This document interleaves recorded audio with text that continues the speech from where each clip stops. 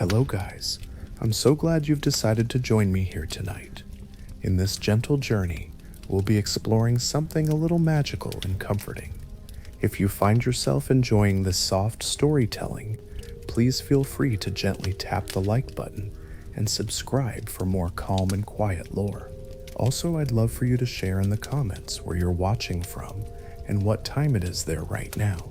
It's always so interesting to see how far and wide these quiet moments reach. Now get cozy and close your eyes. Take a slow, deep breath.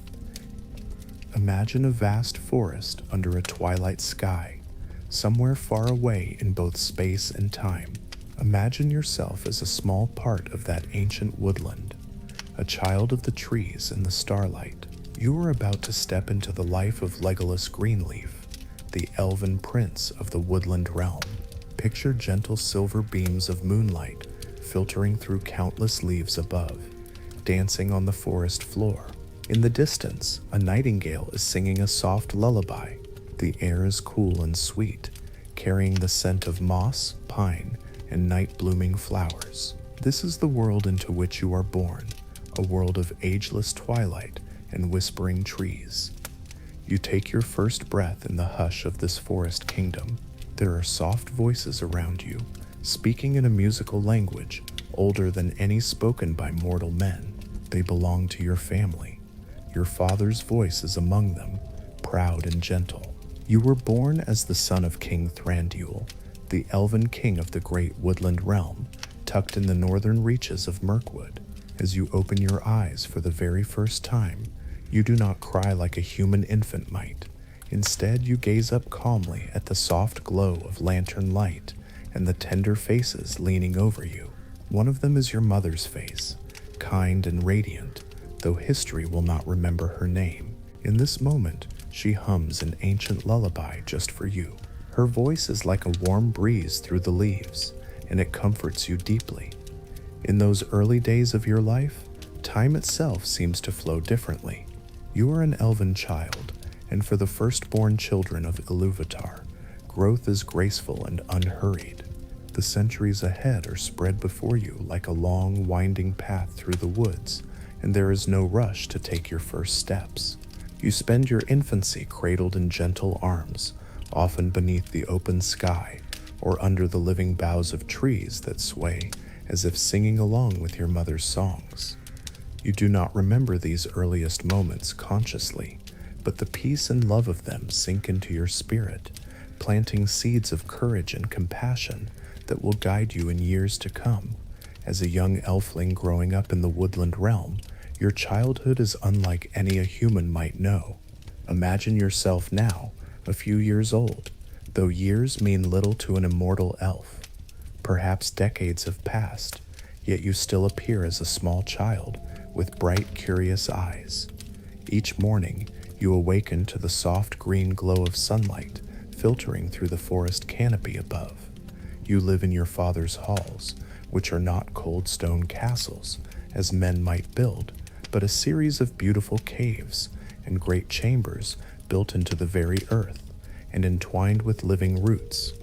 These halls are warm and grand, illuminated by torches and enchanted crystal lamps that cast dancing patterns on the walls like light through leaves.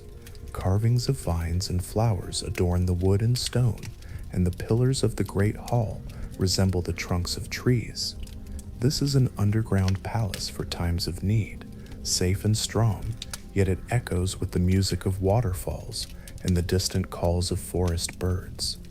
Often the gates stand open during peaceful days, and the Elven King's people come and go freely, holding feasts and merriment out in the forest under the open sky whenever they can. Your father, King Thranduil, is a tall and proud elf with hair gleaming like summer wheat and eyes keen as a hawk's. To you, however, he is simply Ada, father, when he gently holds your hand to guide you outside for a morning walk. Hand in hand, you wander through the trees just beyond the great gates of the palace, your small feet treading softly on beds of emerald moss. The forest is awake around you. Shafts of golden sunlight slant down through the high branches, illuminating motes of sparkling dust that dance in the air. Dewdrops hang on fern fronds and spin tiny rainbows when the light touches them. You hear the quiet murmur of a nearby stream and the rustling of leaves as a mild breeze passes through. Even as a child, your ears catch subtleties of sound that a man or even a hobbit would miss. The distant laughter of elves far off among the trees, the gentle patter of a stag walking softly through the underbrush 100 yards away, the flutter of birds' wings overhead. Your father smiles as he sees you close your eyes and tilt your head, listening to those hidden sounds. He knows that you are already attuning yourself to the voice of the woods. In these early walks, Thranduil begins teaching you the names of things. Each tree species has its name and history. Each bird and beast is known to your people. He points to a mighty beech tree whose smooth gray trunk catches the morning light and tells you of the long lives of such trees, how that tree was already old when he himself was young, and he is so very old in your eyes. He points out a shy fallow deer peeking from behind a thicket, and together you and he remain very still, showing you how, if you are calm and respectful, the deer will not flee. Your heart swells with quiet excitement when the delicate creature steps closer, ears twitching as it sniffs curiously in your direction. In a barely audible whisper, your father tells you, "We are all part of this forest, Ioneg, my son. If you love and respect the woods, its creatures will know, and they will not fear you." This is one of the earliest lessons you learn, that as one of the Eldar, the Elven kind, you have a special bond with the natural world, a bond of mutual respect and empathy. Seasons slide by in an easy rhythm, each bringing its own wonders to your young eyes. In spring, the forest blushes with fresh green leaves and white flowers that carpet the glades. You remember chasing butterflies through sunlit clearings, your laughter ringing out like a small bright bell in the morning air. Sometimes your mother or one of her ladies would braid crowns of wild flowers and place them on your head, calling you their little princeling of spring. In summer, sunlight lies in golden patches on the forest floor, and the days feel unendingly warm and peaceful. You swim in clear woodland streams with other elflings.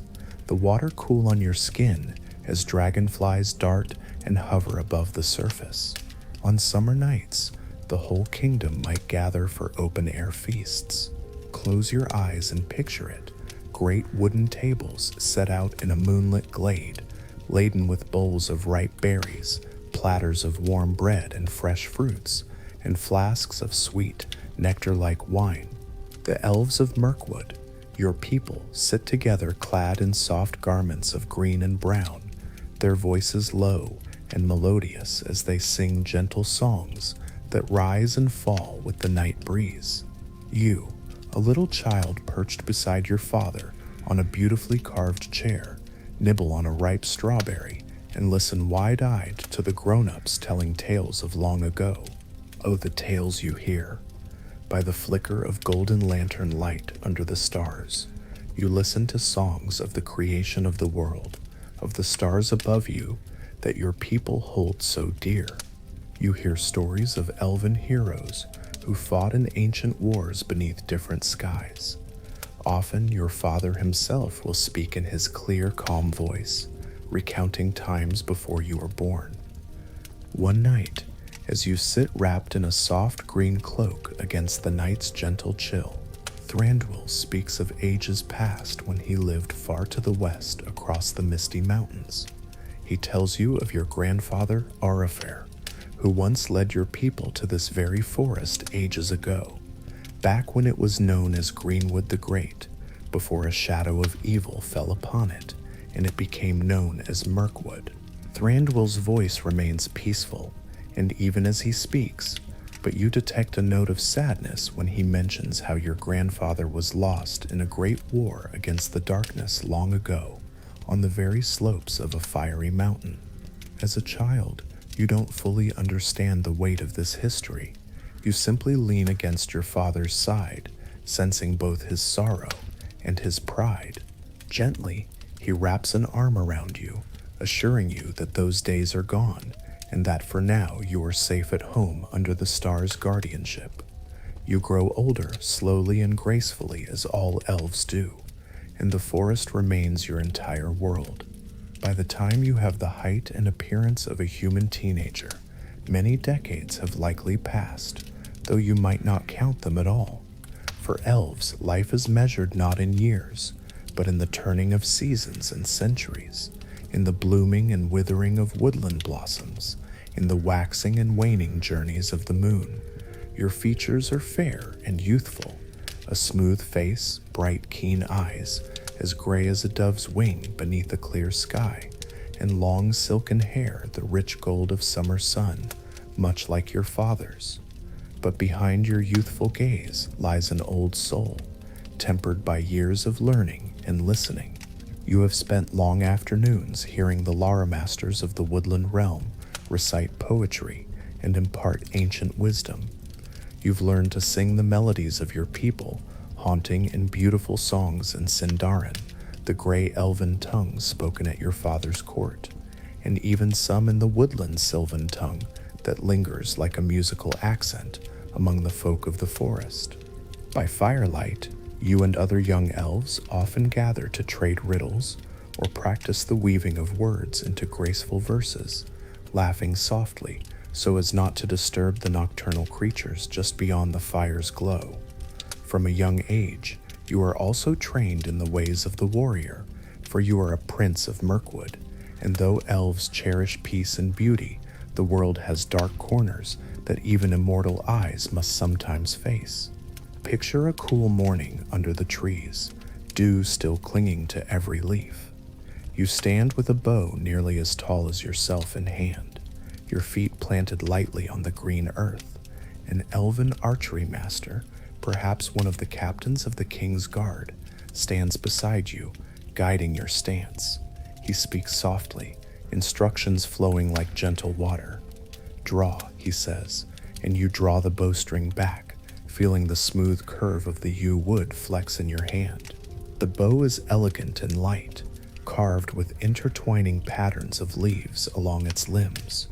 Your young fingers, already steady and strong, knock an arrow and pull back until the string brushes your cheek. You feel the feathered end of the arrow tickle the corner of your mouth. The world around you holds its breath for a heartbeat. Then, he says, "Release." The arrow whispers through the air faster than a blink and thuds into the target, a round slice of log set against an oak trunk right near the center. At first, as a child, your shots did not always strike true, but elves have all the time in the world to practice, and practice you did. Day after day, year after year, you refine this skill. There is joy in it for you. The bow becomes an extension of your arm, the arrow's flight, an expression of your focused will. It's a quiet, fulfilling joy. No boasting, no arrogance, just the contentment of one who is learning to become one with his craft. Even as a young prince, you find that within the stillness of taking aim, and in the soft thrum of the bowstring as you let an arrow fly, there is a kind of meditative calm. Each time a shaft finds its target, you allow a small smile of satisfaction, then retrieve it and begin again, seeking always to improve. Your training extends to other weapons and skills as well. In glades carpeted with soft grass, or in wide clearings beneath the trees, you spar with blades, more precisely with long knives, as is the preference of many wood elves, lighter and shorter than the great swords favored by men, but deadly in skilled hands. Your movements become graceful and lithe. Sometimes an elder warrior, perhaps one of your father's seasoned guards who fought in wars long past, guides you through a dance-like sequence of parries and strikes. Training among the elves often feels like learning a dance or a song. Every swing of a blade and every step of footwork has its rhythm and purpose. Indeed, you sometimes practice to quiet music. Another elf might play a slow, steady drum beat or a soft tune on a harp in the shade. giving your sparring a gentle cadence. Under such tutelage, you grow into a warrior who moves with the fluid elegance of water, barely rustling a leaf underfoot, even as you dodge and lunge. Your teacher nods in approval when you can, in a burst of controlled speed, land a light touch on his side with your wooden practice blade, without making a sound or leaving yourself open to a counter. You are coming to embody that famed elven blend of grace and deadly skill. All around you, the Woodland Realm nurtures both your gentleness and your strength. The Sylvan Elves, who make up most of your father's people, are somewhat different from the High Elves of the West that songs so often praise. The Wood Elves are a rustic folk in some ways, loving simple joys, dancing under the trees, drinking sweet fruit wines, tending the creatures and plants of their forest with quiet devotion. They do not care greatly for the riches of stone or metal. Theirs is a more earthbound magic, one woven into their everyday lives. As a prince raised among them, you have inherited the noble bearing of your Sindarin lineage, for your father Thranduil and grandfather Urifer were of the Sindar, the Grey Elves of Doriath. But you have also gone native, as some might say. You live, laugh, and love much as the Sylvan Elves you lead, embracing the woodland life as fully as if it were the only life you'd ever known. This dual heritage, Sindarin blood and Sylvan heart, shapes who you are, noble yet humble, wise in old lore yet in tune with the simple, wild joys of the forest. You carry yourself with the quiet confidence of a royal guardian of the wood, rather than a distant lofty prince. By the time you reach young adulthood, in Elven terms, you are a capable hunter and protector of your realm. You learn to track animals and enemies alike by the smallest signs. A bent blade of grass here, a snapped twig there, a fresh print in the soft mud by the riverbank. Many mornings, as a rising sun paints the eastern sky in pink and gold, you join the king's hunters on their rounds. Envision a hush just before dawn. Mist clings in lazy swirls above the forest floor, and the leaves are wet with dew that glistens like 1,000 tiny stars. You ride a tall, slender horse with a coat the color of chestnuts. Bareback or with only the lightest of saddles, you guide the horse with your voice and the subtle pressure of your knees. This horse is your friend as much as your steed. Elves do not treat their mounts as mere beasts of burden, but as companions to be cherished. You whisper a few words in Sindarin to him. He tosses his head gently, understanding your request for silence. With a small company of elven hunters, you glide through the trees, nearly soundless. Birds begin to stir and chirp as the first sunlight pierces the canopy. The world slowly brightens from black to deep blue to the soft gray of early morn.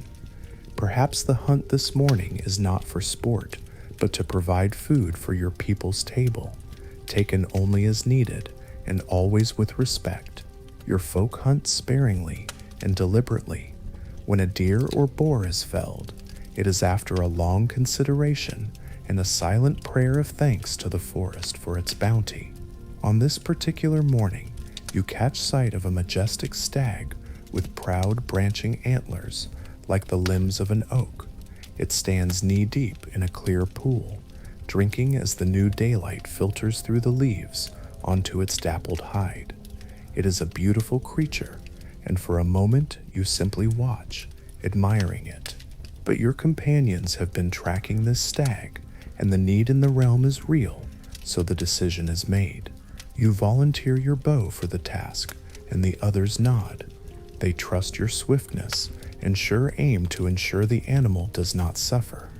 Sliding silently off your horse, you step behind a screen of lush ivy and fern at the pool's edge. The stag's ears twitch. Perhaps it senses something, but you are downwind and utterly still. You draw an arrow from your quiver and fit it to your bowstring as gently as a lover's caress, inhaling deeply. For a heartbeat you hesitate because you love all the creatures of the forest. But you also know that life and death dance together in this world, and that your people must eat. Your heart whispers an apology, even as your arm pulls the bow to full draw. The arrow gleams briefly in a stray sunbeam. You let fly.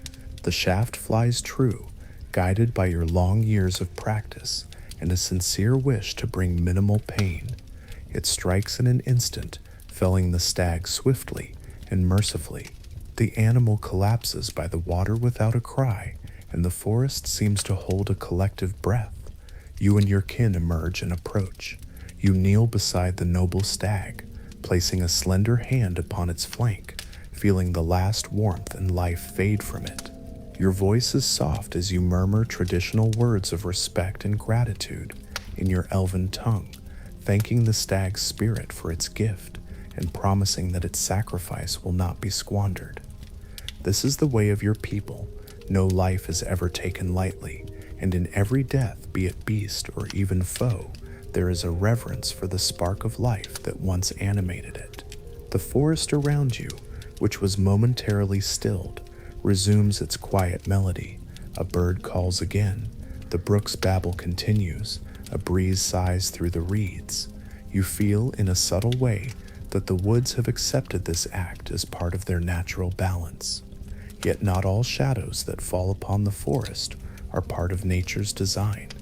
In your lifetime, especially as you grew older, you have felt another kind of darkness stirring in Mirkwood, a heavier presence that taints the edges of your peaceful life. Growing up, you often overheard whispers in your father's halls of the shadow in the south, an encroaching evil that had taken root in an old fortress named Dol Guldur, deep in the southern reaches of the Great Wood. It's because of that shadow that Greenwood the Great came to be called Mirkwood. Even as a child, you could sense an unspoken vigilance whenever that topic arose. The southern forest grew darker and more dangerous. Foul creatures like great spiders out of nightmare multiplied and began creeping farther north beneath the dense canopy. Your father's fair face grew more often troubled in those years. At times, envoys from distant lands, even from the White Council of Wizards and mighty elven lords, visited to confer with King Thranduil. You might have spied Gandalf the Grey among them, a wandering wizard with a tall pointed hat and a long gray cloak, who came occasionally to speak with your father in private. You remember him as having kind eyes and a quick smile, often puffing on an old pipe that sent curlicues of strange-smelling smoke into the rafters. Though you were too young to sit in their councils, you sensed the gravity of their discussions in the set of Gandalf's bushy eyebrows and the way your father would stand very still, arms crossed, when matters were dire. Still, Thranduil loved his people and his forest deeply, and he believed in keeping his realm safe by holding the darkness at bay rather than venturing out to confront it beyond his borders. He had seen the horrors of open war in his youth, and did not wish them on his kingdom again unless no other choice remained. Thus your life in Mirkwood remained largely peaceful through those early centuries, thanks to the ceaseless watchfulness of your father's patrols and perhaps the secret efforts of the wise beyond your sight. But there were times when trouble could not be entirely kept away. Imagine yourself now not as a carefree child, but as a young elven prince well into adulthood by your people's measure, perhaps akin to a human in their late 20s or 30s, though you have lived many long years. The forest around you is still beautiful, but now you know it more deeply.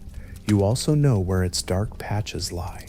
One twilight, you stand guard on a lofty wooden flet high in a mighty oak near the northern edge of the forest. The sun is set, and the woodland is bathed in soft blue and silver hues of early night. In your hand you hold your bow, an arrow loosely nocked as you peer into the gloom below. The calls of night birds echo in the distance. A pale moon is just rising. You are not alone. Two fellow elven guards silently patrol on the ground below, cloaked in shadowy green cloaks that make them nearly invisible against the moss and leaf litter. You've been keeping watch here since dusk, guarding the Woodland Realm against any creeping dark thing that might try to slip in. For on this night, your sharp eyes have already caught a glimpse of a glistening, sickly web strung between branches some way off, and you know what hunts in these parts of late. Your vigilance is rewarded, or rather tested. Far off between the tree trunks, you catch a flicker of movement, a darker blot moving among the shadows. With your far-reaching elven sight, you discern the shape skittering along a thick branch. It is a giant spider as large as a wolf, its 8 jointed legs moving in eerie silence, save for the occasional scratch on bark. Its many eyes glint faintly, catching slivers of moonlight. It is hunting, perhaps stalking a nest of birds, or a dozing squirrel, or worse, stalking the very elven guards set to trap it. Soundlessly, you signal to the others. A series of subtle hand gestures and a soft hoot like an owl let them know where the intruder is. Your heart beats a touch faster, but your mind remains clear and cool. This is not the first time you've faced such a creature. The other guards melt into position to cut off escape routes. You carefully climb down a few branches, trying to position yourself above and ahead of the spider's path. Your soft gray-green tunic and cloak blend with the oak's foliage. You are nearly invisible, even to eyes as keen as those of this monstrous arachnid. The spider, intent on creeping toward the elven paths, doesn't realize it's being outmaneuvered. You steady your breathing, drawing an arrow from your quiver and fitting it to your bowstring with deliberate slowness. A thin strand of spider silk drifts near your cheek, glinting. The creature pauses as if sensing danger. Then, swift as the cracking of a twig, you loose your arrow. It whistles through the cool night air and strikes the spider's bulbous body, lodging deep. The spider lets out a shrill, chittering screech that echoes disturbingly through the wood. It recoils, legs thrashing. Immediately you swing down from your perch, landing lightly on the ground without a sound. The wounded spider tries to scuttle back, but another arrow from one of your companions finds it, piercing one of its gleaming eyes. With a final shudder, the creature collapses among the gnarled roots. The echoes of its death cry fade, and the forest is silent once more, save for the distant chorus of frogs by a marsh and the sigh of the wind through pine needles. You and your fellow guards carefully approach, blades drawn, ensuring the spider is truly dead. Its foul, dark blood stains the loam. You wrinkle your nose at the acrid smell. One of the guards mutters a quiet word of disgust for the necromancer's spawn. These creatures came out of the dark pits of Dol Gulduar's influence, after all, descendants of the great spider Ungoliant's brood. With deft strokes, you cut down the nearby grotesque webs it had spun, freeing a few poor moths and beetles still living, and making the area safe again for the harmless denizens of the wood. On other nights, the dangers you face are more sentient.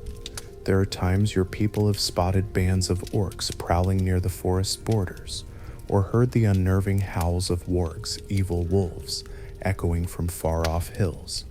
When such threats arise, you do not hesitate to take up sword and bow to defend your homeland. You recall a chilly autumn evening when a small troop of goblins from the misty mountains dared to raid a village of men on your forest's eastern edge. Your patrol fell upon them under cover of darkness.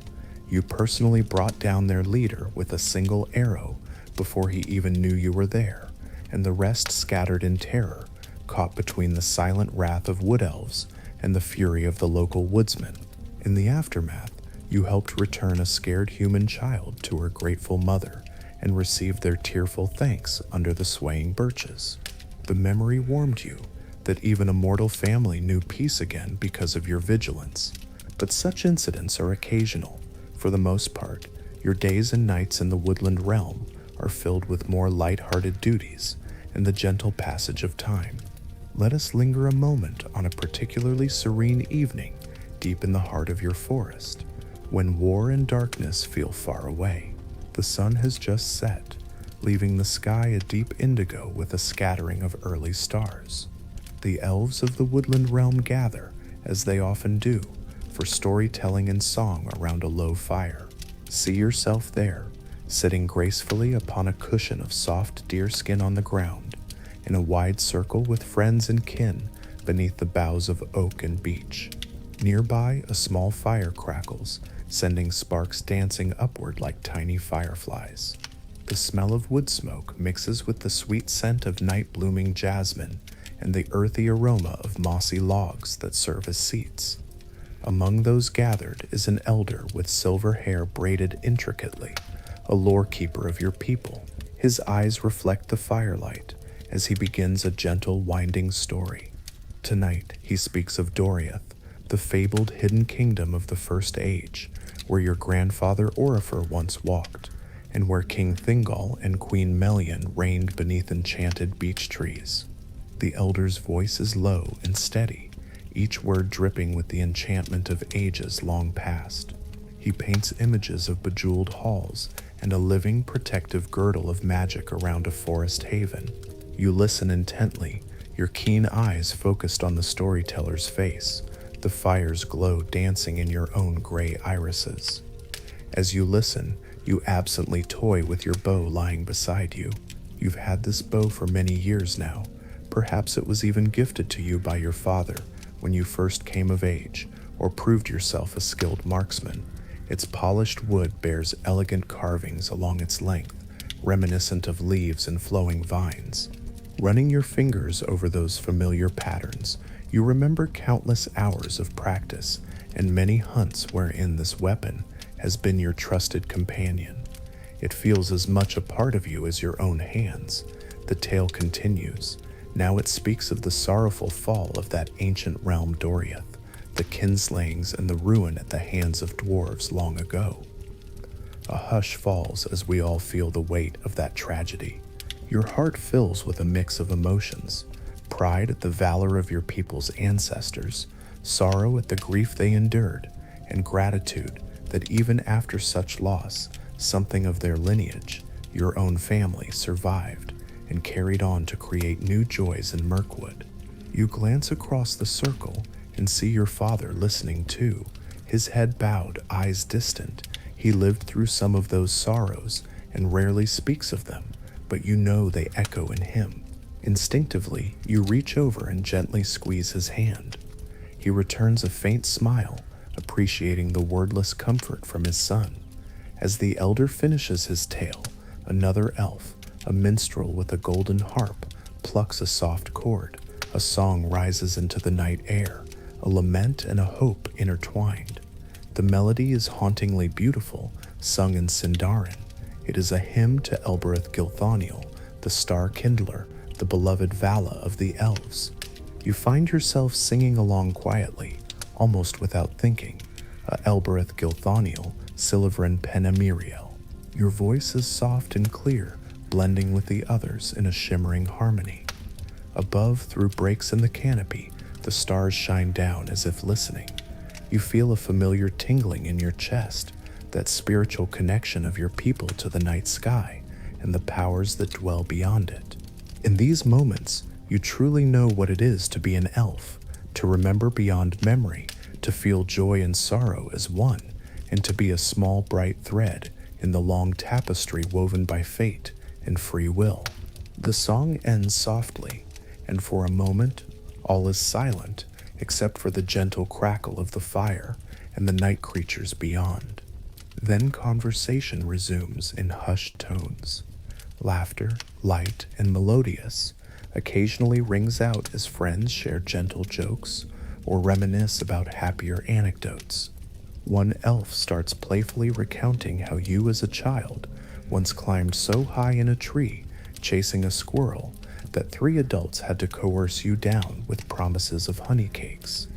You chuckle, cheeks warming at the teasing memory which you only half recall. It's all in good spirit. Someone passes around cups of a sweet berry wine. You sip yours, and the flavor is like summer held in starlight, cool, fragrant, with a tiny bite of fermentation. It gladdens your heart. Eventually, the gathering disperses. Some elves slip away into the deeper wood, perhaps to climb to their talons, wooden platforms built high in the trees, where they sometimes keep watch or rest. Others wander back toward the cave halls to find their beds or continue quiet tasks by lamplight. As for you, often you prefer to stay under the open sky when the weather allows. So this night, you decide to remain outdoors a while longer, letting the forest lullaby soothe you. You stand and stretch your lithe limbs, then bid goodnight to those remaining, with graceful nods and the elvish phrase Elo Laika na Vinyata, which means roughly, sleep fair and new, as a poetic wish for pleasant rest. Walking a little distance from the dying fire, you find one of your favorite spots, a venerable oak tree with a broad platform of branches nestled halfway up its height. You gather your cloak around you and effortlessly ascend the tree, as if stepping up a spiral staircase only you can see. The leaves whisper around you as you settle onto a familiar stout limb. Leaning against the trunk, you gaze at the world below, the faint glow of the banked fire, the roofs of the distant halls peeking from a hill, the silver ribbon of the stream reflecting moonlight, winding through the dark undergrowth. Tonight, you choose to truly rest. Elves do not sleep quite like mortals. You can enter a waking dream state, a deep meditative reverie, where you need not close your eyes, though you may, and where memory and thought flow freely like gentle streams. Now, you allow yourself such a reverie. Your eyes remain half open, soft and unfocused, watching the stars blink between the leaves above. You breathe slowly. The events of the day drift through your mind.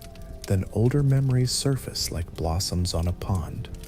Perhaps you recall a moment from childhood, your mother's laughter as she watched you trying on one of your father's oversized helmets, or a spring day when you and a friend raced deer through the green glades and lost to your friend's chagrin and your delight. Perhaps you recall the face of that human child you helped rescue from goblins, how she smiled shyly and gave you a small carved wooden bird as a thank you gift, which you still keep in your quarters. In reverie, such moments flow together, unhurried, vivid, yet peaceful. All the while, a part of your awareness remains attuned to the present forest, the rustle of a hedgehog in the brush below, the distant hoot of an owl on its midnight hunt.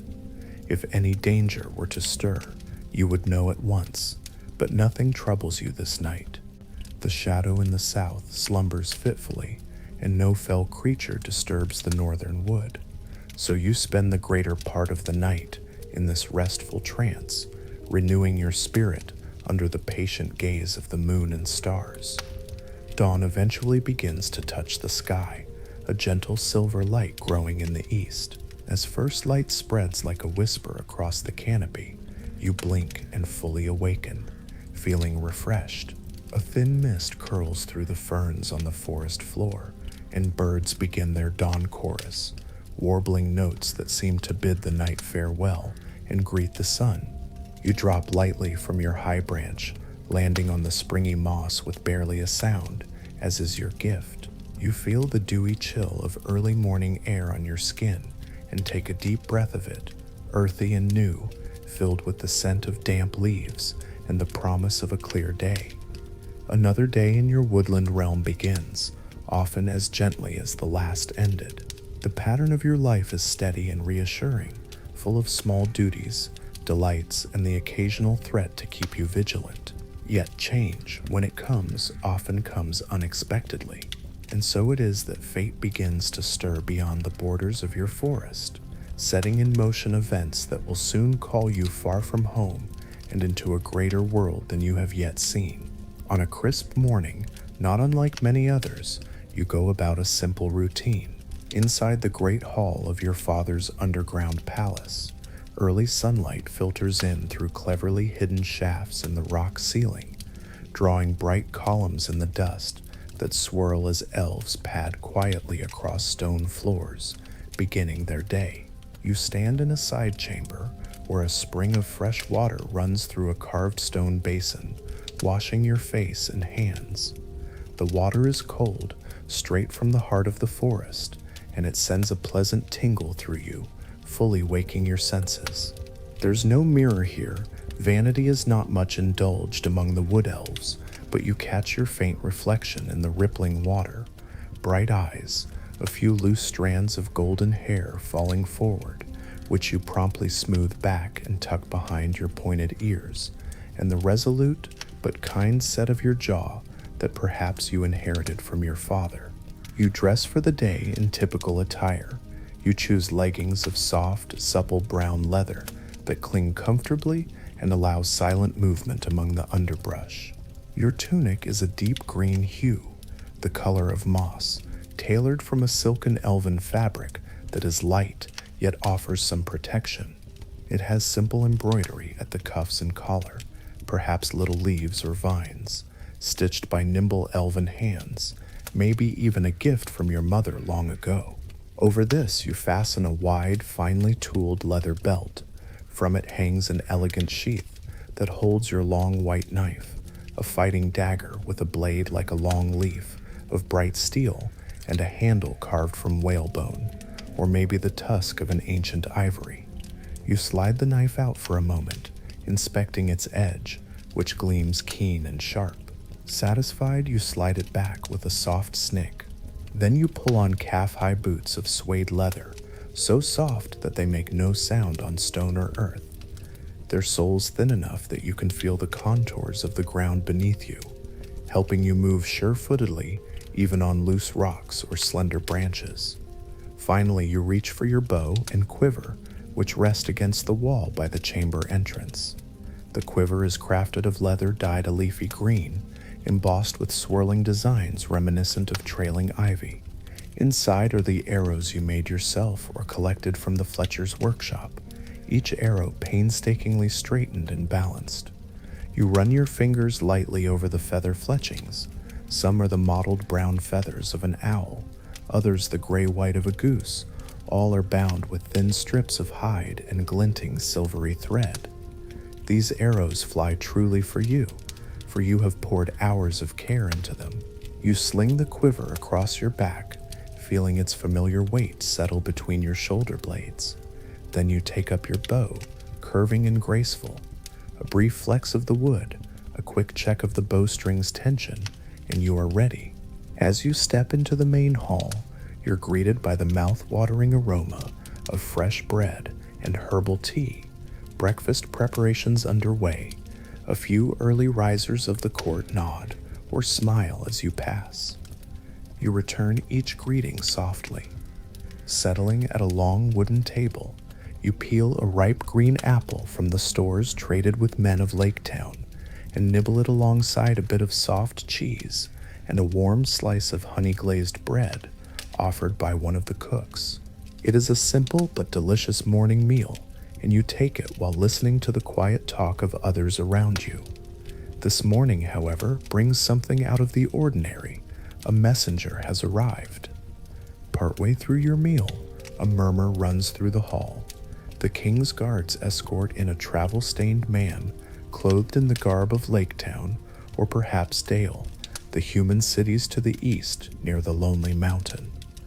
The man looks both tired and awed to find himself among so many elves. He bows clumsily but respectfully. You and several others exchange curious glances.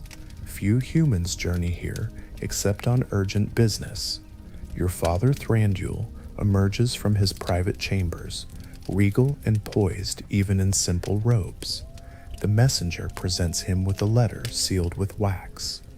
You happen to be sitting nearby, or perhaps you're discreetly called over to attend. Thranduil breaks the seal and reads swiftly, his eyes narrowing slightly as he absorbs the contents. After a moment, he turns to you with a thoughtful expression. "Legolas," he says evenly, "it seems we have an important council to attend beyond our borders." He passes the letter to you. Scanning the script, written in a flowing hand of one of the Barding's people of Dale, you learn that strange and significant things are afoot beyond Mirkwood. The rumors speak of the shadow of Mordor stirring once again far to the south. The One Ring, Isildur's bane, the lost ring of the Dark Lord, may have been found. Gandalf the Grey has called for a council at Imladris, also known as Rivendell, the house of Elrond Half-Elven in the far west beyond the Misty Mountains. The letter strongly urges that the Elven kings send a representative, both to share news, especially about a creature called Gollum, whom Mirkwood was tasked with keeping, but who escaped, and to join counsel with the wise regarding the fate of the ring and the threat of the enemy. Your pulse quickens as you realize what this might mean. Rivendell, the fabled sanctuary of the elves in the west, a place you've only heard of in songs and stories. And talk of the One Ring, something you know from ancient lore as a peril unmatched, a relic thought lost forever. To think it has resurfaced now sends a chill and a thrill through you. Moreover, this hints that a great burden is falling on all the free peoples to decide how to counter the shadow that grows in Mordor. For the first time, concerns that have long been abstract or distant, whispers of a necromancer, rumors from the wider world, crystallize into a clear call to action that involves you personally. Thranduil thanks the messenger with grace and orders that he be given rest and refreshment after his long journey. Then, the king takes you aside to discuss what must be done. It is quickly decided Thranduil cannot leave his realm, with Dol Guldur still a threat nearby. The king must guard his people, so he will send you, his son and trusted captain, to Rivendell. The prospect both excites and solemnly burdens you. You bow your head and accept the duty. I will go, father, and represent our people as best I can. Your father places a hand on your shoulder. His eyes meet yours with a mixture of concern and pride. In a lower voice meant just for you, he says, "It will be a long road and not without peril. Trust in your instincts and honor our realm with your words and actions." And Legolas, remain wary. There are old powers at work, both good and ill, and dangers even an elf cannot foresee. You sense the unspoken in his gaze. He is worried for you. Though you are fully grown and an accomplished warrior, you have seldom left the green fastness of your home, and now you will venture across leagues of strange country, possibly rife with danger. You give him a small, confident smile to allay his fears and squeeze the hand on your shoulder gently. "Do not worry, Ada. I shall be careful and swift, and I will return." He returns a faint smile, nodding. Preparations are swift. The news is pressing, and time may be short. Within a day, you gather what supplies you need for the journey. You will not be taking a large entourage. Perhaps just one other elf or two might scout with you part of the way for safety, but you intend to travel light and fast. You don a hooded cloak of silvery gray, a color favored by elven travelers, for how it can blend into both forest and stone. The clasp of the cloak is a simple green leaf-shaped brooch, a token of your home. At your side, you secure a small pack with essentials, a coil of thin rope. Elves always seem to find rope handy. Some lembas, the way bread of the elves, a few wafers carefully prepared that can sustain you for days with just a nibble, a flask of clear water drawn from the enchanted spring that feeds your father's halls, and a few medicinal herbs wrapped in cloth, a thallus, if you have it, or local healing plants that wood elves use for wounds and weariness. You check your quiver, filling it to the brim with your best arrows, including a few with distinctive black feather fletchings given to you by your father's armory, said to fly truer and bite more deeply than common arrows. Your long knife is sharpened and strapped at your hip. Your bow, of course, is strung and ready. Early one misty morning, you stand at the gates of the Elven King's halls. A soft drizzle hangs in the air, kissing your face with cool droplets. Thranduil is there to see you off, along with a handful of others. friends, fellow warriors, and a few curious onlookers, as word has spread that the prince embarks on an important mission. Your father formally hands you a letter written in his own flowing script and sealed with the wax imprint of a beech leaf, the king's seal. For Lord Elrond of Rivendell, he explains. It likely contains an official response or message from Thranduil to that council, news of Gollum's escape perhaps, or simply words of alliance and concern. You tuck it safely in your pack. There are no grand speeches. The Wood Elves are a quiet folk, and this is not a time of pomp, but of urgency. Thranduil embraces you briefly, whispering in Sindarin, Novarare, Ionic, farewell for now, my son. You feel his arms strong around you, and for a moment you're a child again in the safety of that hug. But you part, and with one last reassuring look to your father and home, you step beyond the gates into the wider world. Your journey begins on foot through the familiar trails of Mirkwood. Two of your father's best scouts accompany you at first. The plan is to see you across the great river Anduin safely. Beyond that, you'll likely travel on your own or with whoever chance brings to your path. The forest parts behind you as you stride swiftly westward. You take only brief rest as needed, moving with that uncanny endurance your kind possess. By day, you navigate by sun and memory. By night, the stars wheel overhead, guiding you west, and your keen eyes make much of the dark as if it were dusk. After some days of travel, you reach the western edge of Mirkwood, where the trees thin and the mighty Anduin flows beyond. Here, under the bright midday sun, you and your escorts cross at a shallow ford where the water is icy cold around your knees, but the current gentle enough. On the far side, you climb the grassy banks and take a moment to look back at your home. The eaves of your forest stand tall and green behind, a wall of leaves and mystery. The sunlight on the Anduin's rippling surface dances, reflecting on your fair face as you silently bid your homeland farewell for now. Your companions clasp forearms with you in the manner of warriors parting. Go swiftly and safely, one says. The other adds with a light smile. We expect a great tale when you return, Heer Vuin. Dear Prince, you promise them there will be one, and thank them for their aid. They turn and disappear back into the shadows of the trees, bound for home to report your progress so far and to keep watch as ever. And now you are truly on your own, standing in the open, rolling lands between Mirkwood and the distant misty mountains. A wide world stretches before you. To the south, far beyond sight, lies the brown lands and the shadowy mountains of Mordor, where you hope the ring never reaches. To the northwest, the distant peaks of the Grey Mountains. To the west, the misty mountains themselves form a jagged horizon.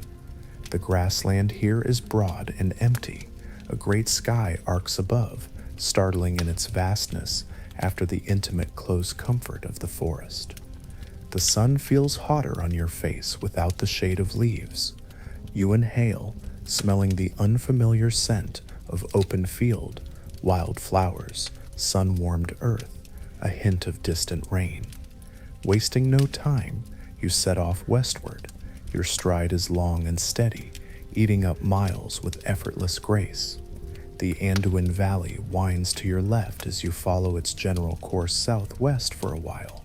With no steed now, for you decided not to burden yourself with a horse beyond the forest, trusting your own swiftness and not wishing to draw orcs' attention with hoofbeats, you run lightly across the plains like a stag. And indeed, more than one morning, a herd of deer sees you afar off, perhaps mistaking you for some spirit of the wood, or simply curious. A few will trot alongside at a distance for a mile or so, before veering back to graze. You feel a kinship with them, free, swift, and on a noble errand of your own. On cool nights, you don't always stop to make camp. Elves can rest while moving, a skill almost magical to mortals. Walking in a waking dream, you renew yourself with song or memory even as your feet carry you onward. Still, every third or fourth night, you choose a sheltered spot, maybe under a hawthorn bush or within a shallow cave of a hillside, and light a small smokeless fire using flint or perhaps a snap of your fingers and some dry kindling, if elven subtle arts are at your disposal, to warm yourself and to boil some water for a bit of herbal tea from leaves you brought. The simple routines of making tea or nibbling a wafer of lembas keep you grounded. You hum soft lullabies to yourself or sing snatches of wandering tunes that many elves sing when traveling under the stars. One such night, as you look westward, you recall the hymn to Elbereth you sang back in Mirkwood and find yourself singing it again, quietly under your breath. The stars seem brighter here on the plains, and it comforts you to think that Varda of the Stars watches over all elves, even one lone wanderer far from home. Your journey is not without incident, of course. One late afternoon, as you follow a bend in the great river near the fringes of the ancient land of Holland, you feel eyes on you. The landscape here is dotted with odd holly trees and old ruins. This was once an Elven realm, a region, though it fell in the Second Age. Amid these tumbled stones and grassy mounds, a small band of orcs from the mountains has been hiding by day and prowling by night. You catch a whiff on the breeze, a faint but foul scent of warg and orc sweat, and your body tenses. Casually, as if unaware, you keep walking, but your hand slides to your quiver, and you palm an arrow. Out of the corner of your eye, you glimpse a shadow dart from one broken pillar to another.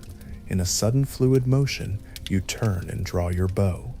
An orc, realizing it's been seen, lets out a guttural yell and rushes at you with a curved scimitar raised. Too slow, your arrow flies faster, catching it in the throat. It falls with a choking cry. Two more orcs leap from behind a crumbling wall, one armed with a bow, another with a spear. The archer looses a black-feathered arrow at you. You sidestep with inhuman speed, the arrow zipping past your ear, close enough to stir your hair. You sprint towards a cluster of broken stones for cover, firing as you move. Your arrow pierces the bow orc's chest. It howls and topples backward. The spear-wielding orc charges, snarling to its dark gods. You duck under its clumsy thrust, feeling the whoosh of air over your head.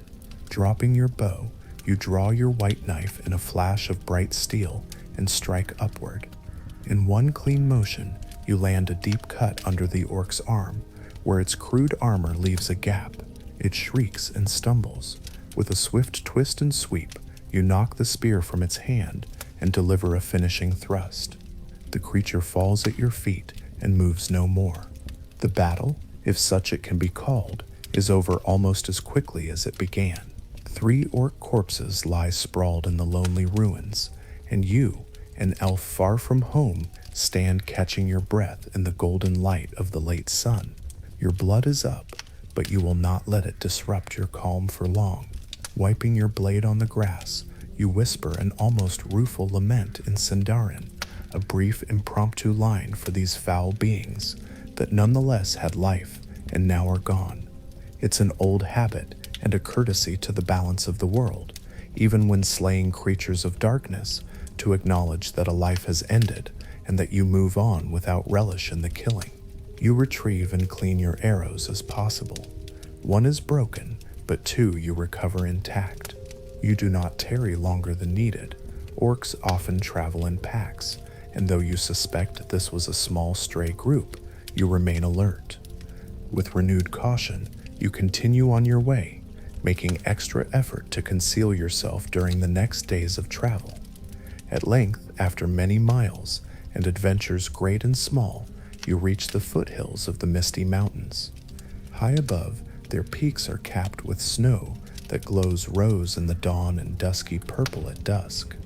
You find the hidden path that leads to the high pass, one of the few traversable routes across these grand ranges. The climb is steep and the air thinner, but you are an elf. Neither altitude nor distance daunts you easily. In these crags, however, you tread carefully. The rocky trails are narrow and treacherous. Loose pebbles sometimes skitter away under your light step and clatter into unseen ravines. You remain vigilant for goblins, as the misty mountains are infested with them in places. More than once you hear faint scratching or echoing laughter in the caves far below the path, and your hand tightens on your bow, but no open attack comes. Perhaps the goblins, spying a lone elf, prefer to slink away than face your arrows in the open. Crossing the mountains takes a couple of days. One cold night, you shelter under a rocky overhang near the summit of the pass. The stars above are brilliant in the thin air, and the wind has a chill bite as it whistles among the peaks. You wrap your cloak tightly around yourself and still manage a bit of sleep, though from time to time a few pebbles rattle down near you, and you wake, knife in hand, until you decide it was just the mountain's natural shifting or a curious fox. The next morning, you watch the sunrise from high above the world.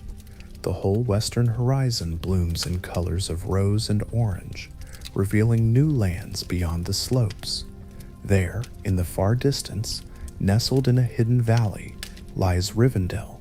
Though you cannot see it yet, you feel it's near, perhaps by the slight change in the air, a hint of something golden green and ageless wafting on the breeze from beyond the foothills. Descending the western side of the misty mountains, you finally enter the land of Eriador. It is the late days of September by the Shire reckoning. Though you mark time loosely, the trees turning golden and red in these lower lands tell you autumn is upon the world. Following a winding path down wooded slopes, you begin to notice an uncanny sense of peace and watchfulness. The very land seems to grow more gentle under your feet. You reach the edge of a narrow gorge where a loud, laughing river flows. The Bruin, or Loudwater, you recall from maps. A single stone bridge arches over it, and beyond, the road leads into a vale of birches and firs. You cross the bridge, boots tapping lightly on the ancient stone, and immediately feel a warmth in your heart. You have entered the Valley of Rivendell. All around, the valley is vibrant with life, yet calm as a sanctuary.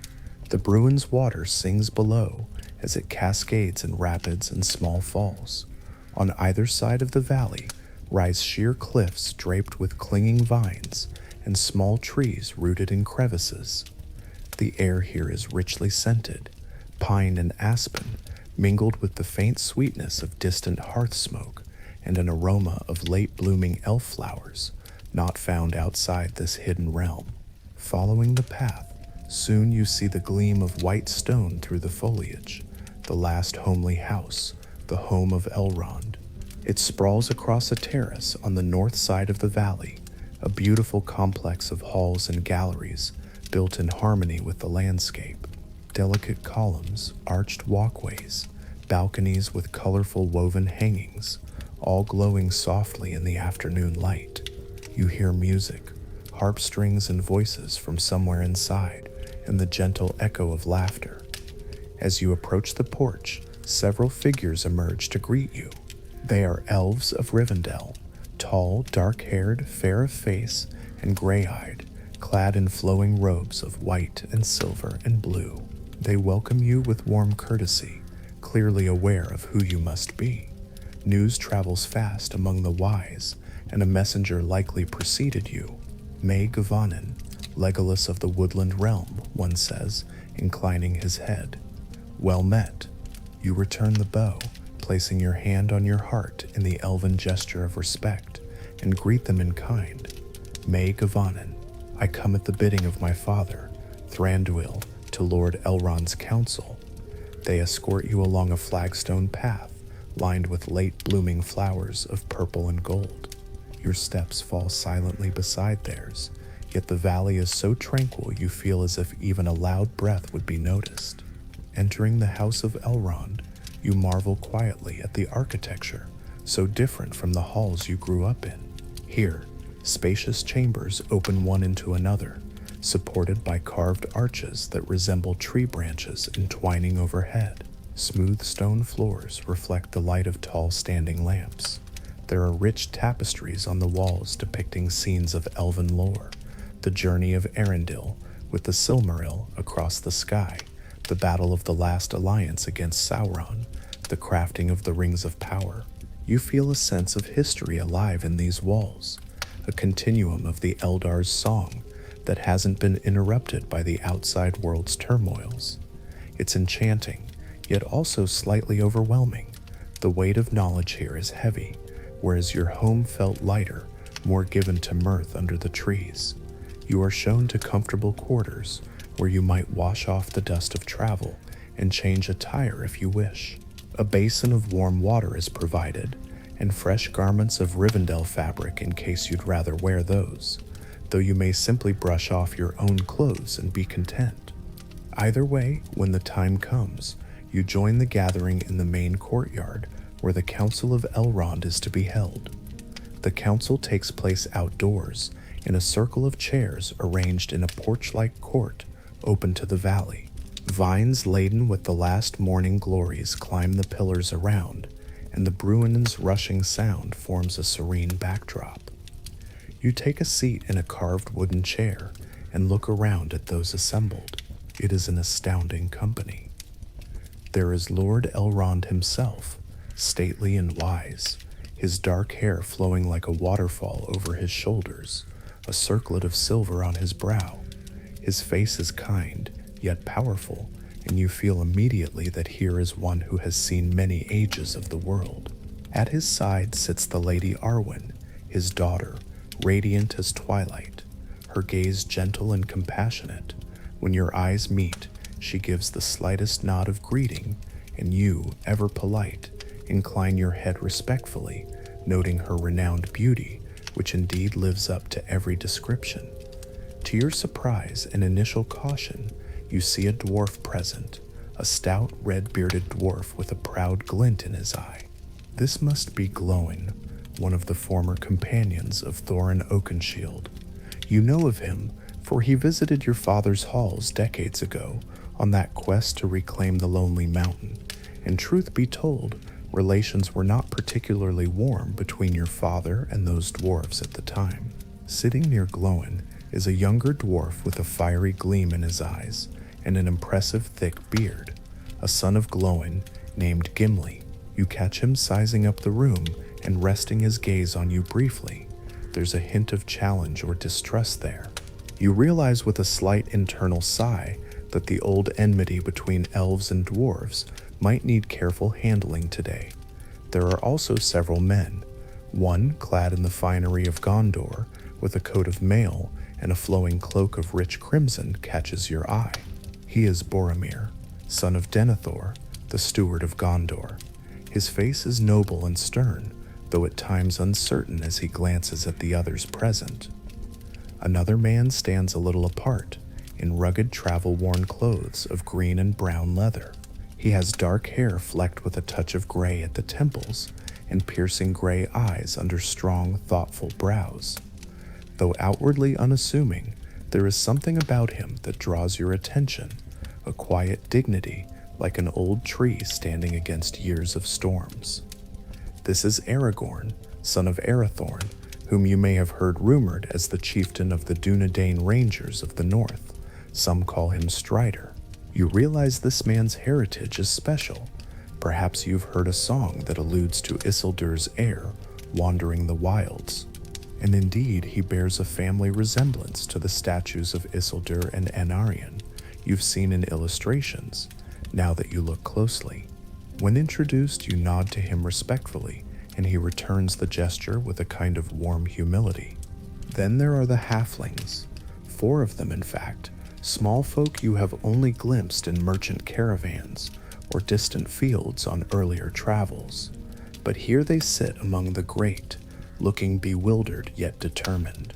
Frodo Baggins is pointed out to you, a gentle-faced hobbit with curly brown hair and bright, earnest eyes.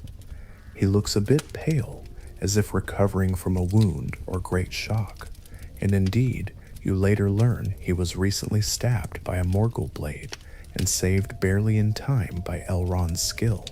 Beside him, his gardener and friend Samwise Gamgee, sandy-haired, sturdy, with a loyal glint in his eye and a protective way he sticks close to Frodo. The other two, Meriadoc Brandybuck, Merry and Peregrine Took Pippin, are cousins to Frodo, younger and more mischievous looking. They whisper together now, eyes darting around at the assembly in wonder. You cannot help but smile inwardly. What courage these little folk must have to find themselves here on matters of such weight. And of course, presiding with Elrond is Gandalf the Grey. When you first see him enter, leaning on his staff with that tall, pointed hat of his, and wrapped in a gray cloak, a wave of relief and joy washes over you. Mithrandir, as you call him, he is a friend to your people. He catches your eye and gives you a quick wink and a smile from beneath his bushy eyebrows, as if to say, "Good to see you here." You incline your head deeply. You owe him respect, not just as a wizard and wise one, but for his kindness to your father's realm over the years. The council begins. Elrond's voice is musical yet grave as he sets the stage. They are here to discuss the threat of Sauron and the fate of the One Ring, now present in this very place.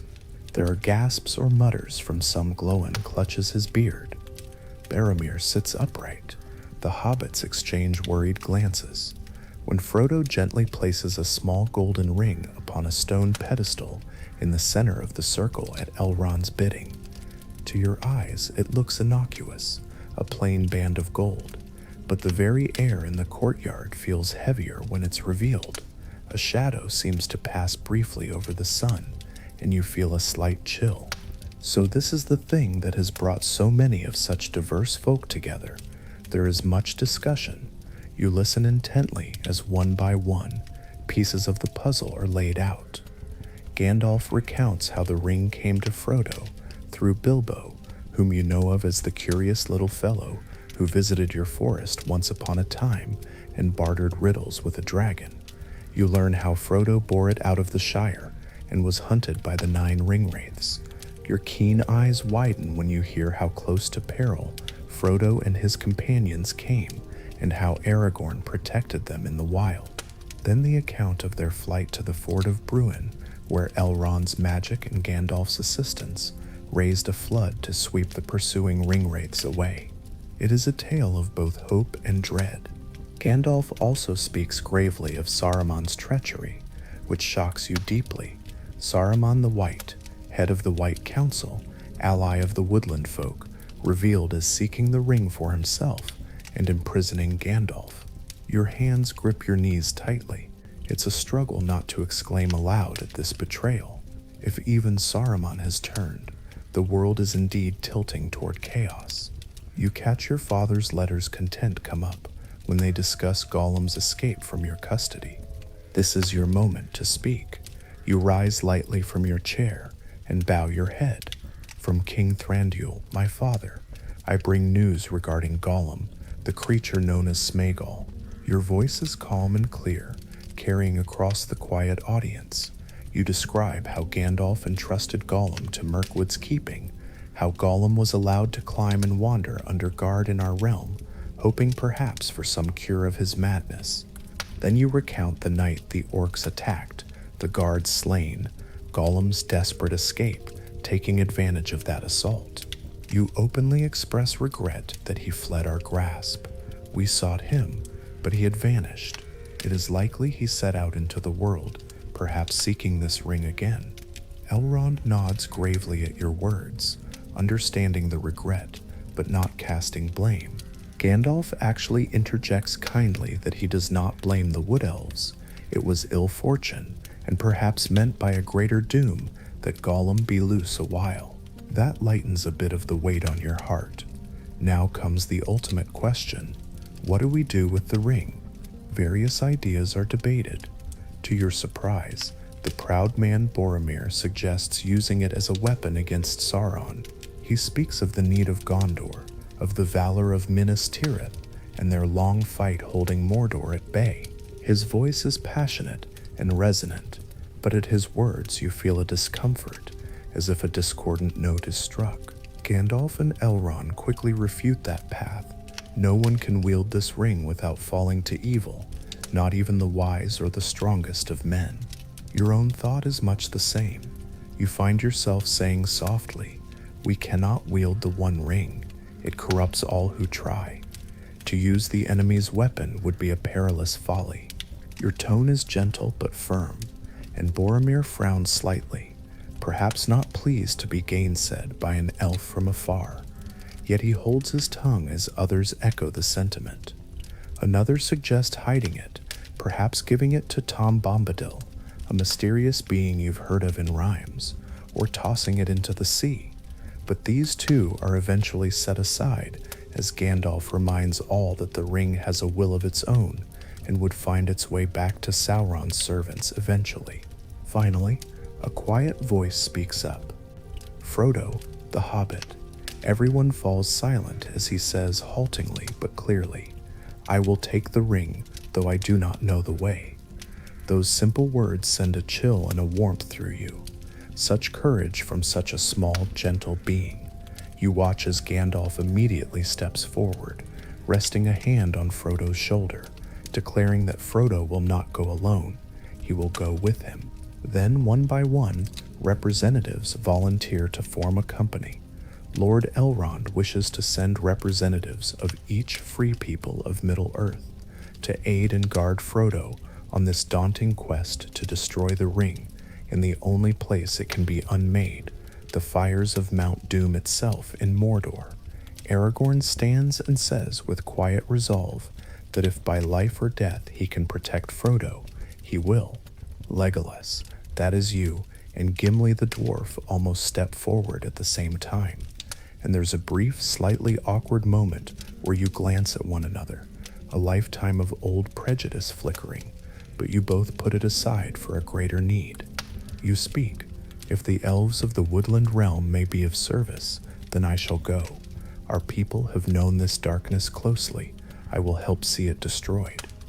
Gandalf smiles approvingly at you, and Elrond inclines his head in gratitude. Gimli thunders, "And I will go on behalf of the dwarves. By my life or death I can serve, I will. You have my axe." His stout commitment is clear. Boromir, feeling perhaps that Gondor must not be left out, rises as well. "Gondor will see it done. I will go with the ring-bearer to aid him with every strength I have." Thus we have 9. Frodo and his loyal gardener Sam. For Sam was not about to be left behind. Indeed, he had popped up from the bushes where he was eavesdropping, insisting firmly, "Mr. Frodo isn't going anywhere without me." To which Elrond had chuckled and agreed. Gandalf the wizard, Aragorn of the Dunedain, Boromir of Gondor, Gimli the dwarf, Legolas of the Woodland Realm, yourself, and to everyone's mild surprise and amusement, Merry and Pippin, the other 2 hobbits, who refused to remain behind when their cousin and friend were undertaking such peril, practically demanding to be included, until Elrond, after some debate about their youth, relented with a fond smile. Thus is formed the Fellowship of the Ring. The council comes to an end, and though weighty doom lies ahead, there is a sense of solidarity and determination in the air. You exchange bows or handshakes with your new companions. Gimli is perhaps a bit gruff and aloof at first. You can tell he isn't quite sure what to make of an elf by his side, but you nod to him respectfully, thinking to yourself that there will be time to thaw this coolness with deeds and honesty. Preparations are made in Rivendell over the next few weeks. The shards of the sword Narsil, which cut the ring from Sauron's hand, are reforged for Aragorn, now called Andúril, and you marvel at the bright blade when first he bears it. Truly, the light of the West seems to shine in it. For your part, you are gifted a quiver of new arrows from the Elves of Rivendell, beautifully crafted with white swan feathers and steel heads keen as dragon's teeth. You test one on a target and find it flies even truer than those you brought. You cherish these gifts and place them with your gear. You also get to know your fellows a little, walking in the gardens in the evenings, smoking or tolerating the hobbits and Gandalf's pipe smoking by the fire in the Hall of Fire, sharing tales.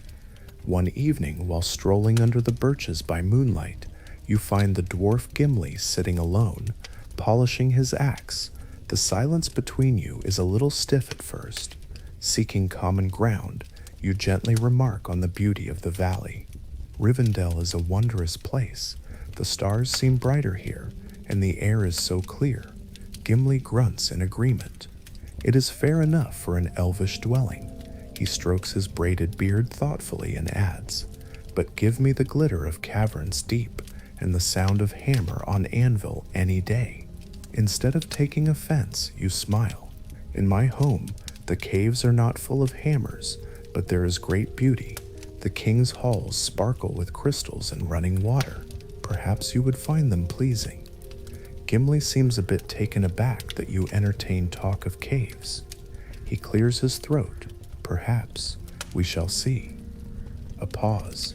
Then, surprising both of you, he extends a hand abruptly, albeit gruffly. "Legolas, is it? I am Gimli, Glónin's son. I propose we set aside the old quarrels of our races. We have a task to do, and I'd be better pleased to do it with an elf I can trust at my side." A genuine smile breaks over your face. You clasp his sturdy hand with your long-fingered one in a firm warrior's grip. "Well spoken. I gladly set aside any grievances. You will find no dwarf friend more true than I in the dark places we must walk, and thus a seed of friendship is planted between you and the stout-hearted dwarf. A curious and rare thing, perhaps, but the days ahead will water that seed well." At last, the fellowship departs on its quest. It is the morning of a crisp winter day, when you set out from Rivendell's safe embrace, knowing not when or if you shall return. Lord Elrond and the household bid you farewell. Bilbo Baggins, the aged hobbit, even totters out to wave and give Frodo a parting gift, a small coat of mithril mail, unseen by you at that moment, but soon to play a crucial role. The journey south from Rivendell is both invigorating and somber. The 9 Walkers, as your company is called, tread through frosty valleys and along the foothills of the misty mountains, aiming to cross southward through passes. The camaraderie among you slowly builds. Early on, perhaps the distance between elf and dwarf remains. You and Gimli sometimes walk on opposite sides of the line, each scouting flanks in your own way. But an amusing incident eases it. As you trek through an area of holly trees on the old road, you suddenly hear Gimli let out a hearty laugh behind you. You turn to see Pippin perched on the dwarf's shoulders, trying to pick a handful of bright holly berries from a high branch for a snack, while Merry steadies them from below.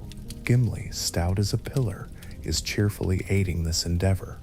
He meets your eyes and shrugs, chuckling, "These hobbits will be the death of me if the orcs aren't." You laugh aloud, a clear melodic sound that echoes off the trees, and step forward to pluck a few clusters of berries yourself, far easier given your tall stature. You hand them to the hobbits with a playful bow. "At your service." Pippin's face lights up. "Thank you, Legolas. I was just about to get them, of course." Gimli was a splendid ladder. Gimli pretends offense. "Ladder? I'll have you know no dwarf takes kindly to," but his mock scowl breaks into a grin as everyone laughs. The ice is breaking within the fellowship. Traveling through wild lands far from any city or refuge, your role as the keen-eyed lookout becomes valuable. You often range ahead of the group, leaping lightly atop boulders or sprinting up a slope to scan the horizon. Your far sight lets you be the first to spot potential threats, a wisp of distant smoke, perhaps a band of roaming orcs, or the circling of Krebin, the black crows from Dunland, which are agents of the enemy. More than once you warn the fellowship to take cover in thickets or under rocky overhangs as these flocks of Krebin pass overhead, their cruel eyes searching. Thanks to your sharp hearing, you also catch distant footfalls or the splash of something in streams that others might miss. One night, while on guard with Aragorn, you both hear a strange noise like the flop of a fish, but something about it makes your skin crawl. You climb a tree and peer out under the moonlight and swear you saw a dark, small figure crawling in the brush just beyond camp, muttering and gurgling. It slipped away when you aimed an arrow. Gollum, Aragorn whispered, having also caught a glimpse. Despite an urge to pursue and capture that pesky creature now, the priority remains Frodo's safety, and so you double the watches instead, knowing that somewhere in the night, the lost store is following. As the journey takes you through the ruined land of Hollin, Eregion, a sense of unease falls on you. One late afternoon, the group rests among ancient crumbled walls. The wind dies to stillness. The sky grows a pall of gray. You feel something, as if the stones themselves remember that this land once knew the footfalls of many elves, but now they are gone. Frodo remarks on the silence. Even the birds are quiet. Aragorn says softly that the holly trees here were planted by the elves of long ago. You kneel and lay a hand on a stone block covered in lichen, concentrating. The others watch as your eyes take on a distant look. To you, it seems for a moment you can almost hear a far echo of fair voices, an elven smith singing as he forged rings of power, laughter of Celebrimbor's folk under the noonday sun before the shadow fell. You murmur, the stones are sorrowful, they miss their elven friends. Gimli regards you curiously, perhaps thinking you a bit fanciful, but you know it in your heart. You share with the company that Hollin was once pleasant and fair, and though it is now desolate, you sense no evil near today, only the emptiness left behind. It brings a strange comfort, a reminder that the elves have endured loss before and still continue. Before long, the misty mountains themselves bar your path south. Deciding that crossing the pass of Caradhras might be the least expected route, you attempt it. The ascent is arduous. Bitter winds and swirling snow greet you higher up. The hobbits struggle through drifts. Boromir and Aragorn practically carry them at times. You, however, move with astonishing ease over snow. You scarcely leave a footprint, your light elven steps flitting over the white surface where others plunge knee or waist deep. At one point, you even offer to search ahead over the snow, running lightly to see if the way is passable. It's almost comical to your companions. Gimli sputters through his beard as he watches you skimming like a deer, while we others flounder like drowning Oliphants. You can't resist a bit of humor to lift spirits. Turning back to him with a grin, you call, "Come, Gimli, I shall take a pint of that ale you favor when next we see a tavern, in exchange for lessons on graceful walking." He snorts, then laughs, the sound hearty even in the thin air. But Caradhras has malice of its own, or the mountain is stirred to anger by perhaps Saruman's will. A terrible storm envelops you. Snow falls in blinding sheets. Great rumblings cause avalanches to crash perilously close. You strive to keep the fellowship's morale up. You sing a bright, clear song in Sindarin over the howl of the gale, an ancient hymn to Elbereth, hoping perhaps to counter whatever fell voice is in the wind. Your voice rings out like a silver trumpet on the mountainside, momentarily heartening your friends. But despite all courage, the path becomes impossible. The decision is made to turn back and seek another route. As you head down, half leading, half carrying the smaller folk, you take up the rear guard, keen eyes piercing the swirling dusk behind, in case any enemy follows. You think you glimpse a dark shape against the gray sky once, a large crabane, or maybe something more sinister. It vanishes. You say nothing to Frodo, not wishing to worry him more. Only Gandalf, you quietly inform later that night. Something watches from above. A fell voice was on the air indeed. In the end, Gandalf guides the group to a dreaded alternative, the mines of Moria, which lie under the mountains. You have mixed feelings. Dwarodelf, the city of dwarves, once full of marvels, yes, but also a place of nightmares now, if rumors hold true, overrun by orcs and worse. While Gimli seems sorrowful yet eager, my cousin Balin went to reclaim it.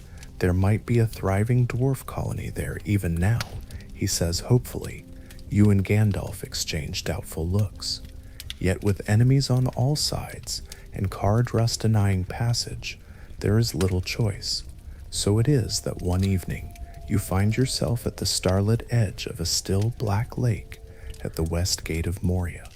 The moon is new, the cliffs loom dark, and Gandalf is feeling along the rock wall whereat Hilden letters glimmer faintly, revealing the hidden door and its inscription, and in Durin, Aran Moria, Pedo Melon, Amino Paul. Ah, it's a riddle. Say friend and enter. The answer comes unexpectedly from Frodo. The doors yawn open, revealing a stairway descending into pitch blackness. A cold dread emanates from within. You draw an arrow, instinctively stepping protectively near the hobbits. Suddenly, from the still lake behind, tentacles erupt. The Watcher in the water strikes with pale, slimy limbs, seizing Frodo around the ankle. In a heartbeat, you react. You were born for moments like this. You let fly an arrow that slices into the rubbery pale flesh of one tentacle. It recoils. Sam and Boromir hack at the coiling arm grasping Frodo. You shoot another, and another, each arrow finding a mark in that writhing mass churning the water. The creature thrashes and drops Frodo, who scrambles away just as you and the others usher everyone inside the doorway. With a terrible crash, the creature slams the doors and the rock around them, sealing you all inside in darkness as the entrance collapses. A noise like a mountain sigh echoes and then silence, unbroken except for the breathing of 9 suddenly very uneasy companions in absolute blackness. Gandalf's staff ignites with a soft white glow, illuminating a small area. The air within is stale and thick with the dust of abandonment. Moria, the halls of Khazad-dûm, once splendid beyond telling, now a tomb you fear. We now have but one choice, Gandalf says quietly, to journey on and find the East Gate. No one disagrees, and so you delve into darkness. The journey through Moria is tense and wearying in soul, if not in body. For you, an elf who has lived all his life under sky and leaves, being deep under stone weighs heavily. The echo of each footstep feels like a small betrayal of your presence to unseen ears. There are moments you swear you hear distant pattering behind, a stone skittering, a guttural whisper. You volunteer to walk rearguard often, as your eyes can pierce further, even by Gandalf's light, and you can at least sense any pursuer earlier. Your dreams, when you catch a few hours of uneasy rest in some sheltered corner, are troubled by images of spider webs in dark tunnels, and the ominous drumbeats you've heard rumored in dwarf songs. Boom, boom. Yet you hold your peace, outwardly calm for the sake of the hobbits who are plainly terrified, but soldiering on bravely. You also find yourself strangely heartbroken by the grandeur you do see, even in decay. By Gandalf's light, you pass towering pillars carved like trees, arching into a vastness above. You traverse a hall so great, the Fellowship feels like tiny insects at the bottom of an ocean of black. Gandalf's staff can't even light the distant vault overhead. The beauty and craft of the dwarves astounds you. Crystal reflectors, veins of mithril catching the glow and twinkling like starlight, frozen in stone. In a hushed whisper you say, "Now I understand, Gimli, why dwarves love their caves. My heart would be moved to live here too, were it filled with friends and light." Gimli beams despite the gloom, tapping his axe on the floor proudly. Khazad-dûm, "The Dwarodelf city of wonder of the northern world," he proclaims softly, though sadness creeps in as he adds, "Now so silent, where is Balin, I wonder?" It is on the third day in Moria when you find out. You come to the Chamber of Records, a small square room littered with broken shields and hacked bones. A book lies on a shattered stone table. Gandalf picks it up and gently turns the brittle pages. Your keen eyes glimpse over his shoulder, lines in the flowing script of the dwarves of Moria, but then it deteriorates into scrawls. Drums, drums in the deep, they are coming. Suddenly a fell dread fills your heart. Gimli finds a tomb in the corner and falls to his knees. It is Balin's tomb. The sorrow on the dwarf's face is raw. You place a light hand on his shoulder in sympathy, but no words come. The silence of the tomb weighs all comfort down. That silence, however, is soon shattered. Pippin, curious and fidgety, accidentally knocks a skeleton down a well, making an awful clatter echoing far into the depths. You freeze, as do all. For a moment, only drip of water is heard. Then drums, distant but unmistakable. Doom, doom. You knock an arrow immediately and step to the door. Gandalf whispers angrily at Pippin, but there's no time. The drums increase, and now you all hear harsh cries and horns in the deep. They are coming, Boromir shouts, dashing to the door to peer out. He is nearly skewered by a sudden orc arrow that clatters off the doorframe. Your eyes catch the ugliness of twisted orc faces in the flicker of torchlight down the hall. "Orcs," you announce, voice steady despite the adrenaline surging in your veins. You let your first arrow fly into the darkness, rewarded by a shriek. Chaos erupts. A horde of orcs charges from the corridor, eyes gleaming, weapons waving. Arrows whistle into the chamber. One grazes your arm lightly, but you scarcely feel it. You shoot arrow after arrow in return, each one finding a target in the screaming mass. One drops a large orc with a scimitar raising behind Boromir. Another takes an orc archer before it can loose at Frodo, who stands valiantly with Sting, Bilbo's small elven sword, drawn and quivering. Gimli has leapt onto Balin's tomb, swinging his axe and roaring fierce Khazad battle cries. Aragorn and Boromir at the door hack and thrust to keep the foe from flooding in. Then a cave troll appears, a hulking, dull-witted beast of burden, prodded on by chains and orc handlers. It forces its way in, swinging a huge club. Legolas, you immediately spring onto a fallen block to gain height, and send an arrow straight into the troll's leathery hide. It roars, but the hide is thick. The arrow sinks but doesn't fell it. The troll swings. Frodo dives aside, but is struck a glancing blow that sends him rolling. Sam cries out in horror, thinking Frodo's slain, but Frodo, astonishingly, gets up seemingly unhurt. We later discover the hidden mithril coat saved him from a deadly spear thrust. Enraged, you draw a more powerful arrow, one of the ones Galadriel's handmaidens gave you perhaps, though you do not know its full worth yet. And as the troll raises its head, you coolly sight down and send the arrow singing. It strikes the troll square in the throat, sinking to the fletching. The troll gurgles, stumbling, then collapses with a ground-shaking thud.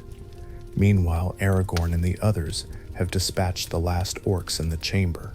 The rest flee back in fear, hearing more elven arrows and seeing their champion fallen. But the respite is brief. From the hall comes a new sound, a terror that makes even the orcs scream and scatter, a deep, fiery growl and a glow of flame. Gandalf's face goes ashen as he realizes what approaches. A Balrog, he announces grimly, a demon of the ancient world. This foe is beyond any of you. Run! Your heart nearly stops at that word.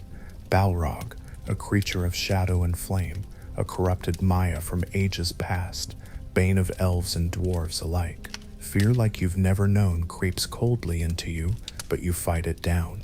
With the others, you flee out of the chamber, up stairways and across narrow stone bridges as the darkness behind is lit by an oncoming inferno. You can feel its heat on your back, an oppressive dread like the weight of a storm. But ahead, hope the dim light of day filters through a great doorway. The east gate of Moria stands open just beyond a slender stone bridge above a gulf of unimaginable depth. One by one, the Fellowship runs across the bridge of Khazad-dûm, Gandalf behind them all. As you sprint across the dizzying span, you dare a glance back. There it is, the Balrog, tall as a tower it seems, man-like in shape but far more massive, wreathed in flames that dance along a great shadowy form. Its eyes are coals, its streaming fiery mane whips around a horned head. It carries a sword like a bolt of lightning and a whip that crackles and coils. The sheer terror of it almost roots you in place. In your mind echoes old legends of Gondolin's fall and elves being smote by such demons. Yet Gandalf the Grey turns to face it alone on the middle of the bridge. You cannot pass, he declares, staff in one hand, Glamdring, his sword in the other, appearing suddenly mighty and filled with light. The Balrog roars, stepping onto the bridge, each footstep causing the stone to quiver. You stand at the far end with your comrades, unwilling to leave Gandalf yet powerless to assist. Your bow is useless against this foe. You know an arrow would simply burn away. In anxious agony, you watch the duel. Gandalf breaks the bridge beneath the Balrog with a thunderous spell. The stone cracks, and the demon falls backward into the chasm. A great cry of fury echoes up as it plummets. You exhale a breath you didn't realize you were holding. A spark of hope kindles. He did it. But then horror. The Balrog's whip lashes out as it falls, catching Gandalf around the ankle. Quick as lightning, Gandalf is yanked to the edge, his body hanging over the pit. For an endless heartbeat, he holds on, his white robes draped over the brink. We rush forward in dismay, but we are too far. The old wizard looks at us, and you see both love and command in his eyes. "Fly, you fools," he shouts, and then with a final heart-wrenching look of farewell, he lets go. Gandalf disappears into the darkness below, dragged down into shadow by the ancient terror. A stunned absolute silence falls. You feel as if the world dropped away under your feet, though you still stand on solid ground. Frodo's anguished cry, Gandalf tears through the silence, and it breaks your own paralysis. "No," you whisper, voice choked. A grief, sharp and bitter, wells in you, but this is not the place to succumb. Boromir and Aragorn seize Merry and Pippin, almost dragging the stupefied hobbits away from the bridge. You find yourself gently urging a pale, trembling Sam forward. Gimli stands, axe in hand, gazing dumbly at the gap where Gandalf stood, until you lay a hand on his shoulder, and he nods numbly, following. Blinking in daylight outside, you all rush a safe distance from the gate onto a rocky slope under open sky. Only then does the reality crash fully down. Gandalf is gone. The Fellowship stands broken and bereft. The hobbits openly weep. Frodo's face is a mask of sorrow as he slumps against a rock, tears streaking his cheeks. You feel your own tears hot in your eyes. For once, you allow them to fall unchecked. There is no shame among any of you in this moment. Aragorn, who must now lead, composes himself and urges everyone to move a bit further for safety. But even he looks stricken, his voice thick as he calls gently to the hobbits. It is not until later, when the immediate danger of orc pursuit is past and you've put some miles between yourselves and Moria's gate, that you allow yourselves to mourn more fully. On the dim edges of Lothlórien's woods, by the Nimrodel stream, you sing a halting, sorrowful lament for Mithrandir, though no words can equal the loss. Your voice in particular raises a verse in Sindarin that the others have not heard. The lament of Lórien you learned long ago, perhaps, calling Gandalf the Grey Pilgrim and asking who will gather the smoke rings he leaves behind. The melody drifts through the trees, and even the rocks seem to echo sadly. Yet duty calls you on. Grief must be tempered by resolve. You have Frodo to protect, a quest to finish. Gandalf's sacrifice must not be in vain. So when the golden wood of Lothlórien opens before you, you gently guide your companions onward, deeper into the serene green shadows, where hope and healing might be found for a time. Ah, Lothlórien, even in your sorrow, as you step under those golden Melorn trees, a sense of peace and reverence steals into your heart. The very air is different, fresh and fragrant, as if perpetually spring and autumn mingle. You feel almost as if you are walking into a memory or a dream of the elder days.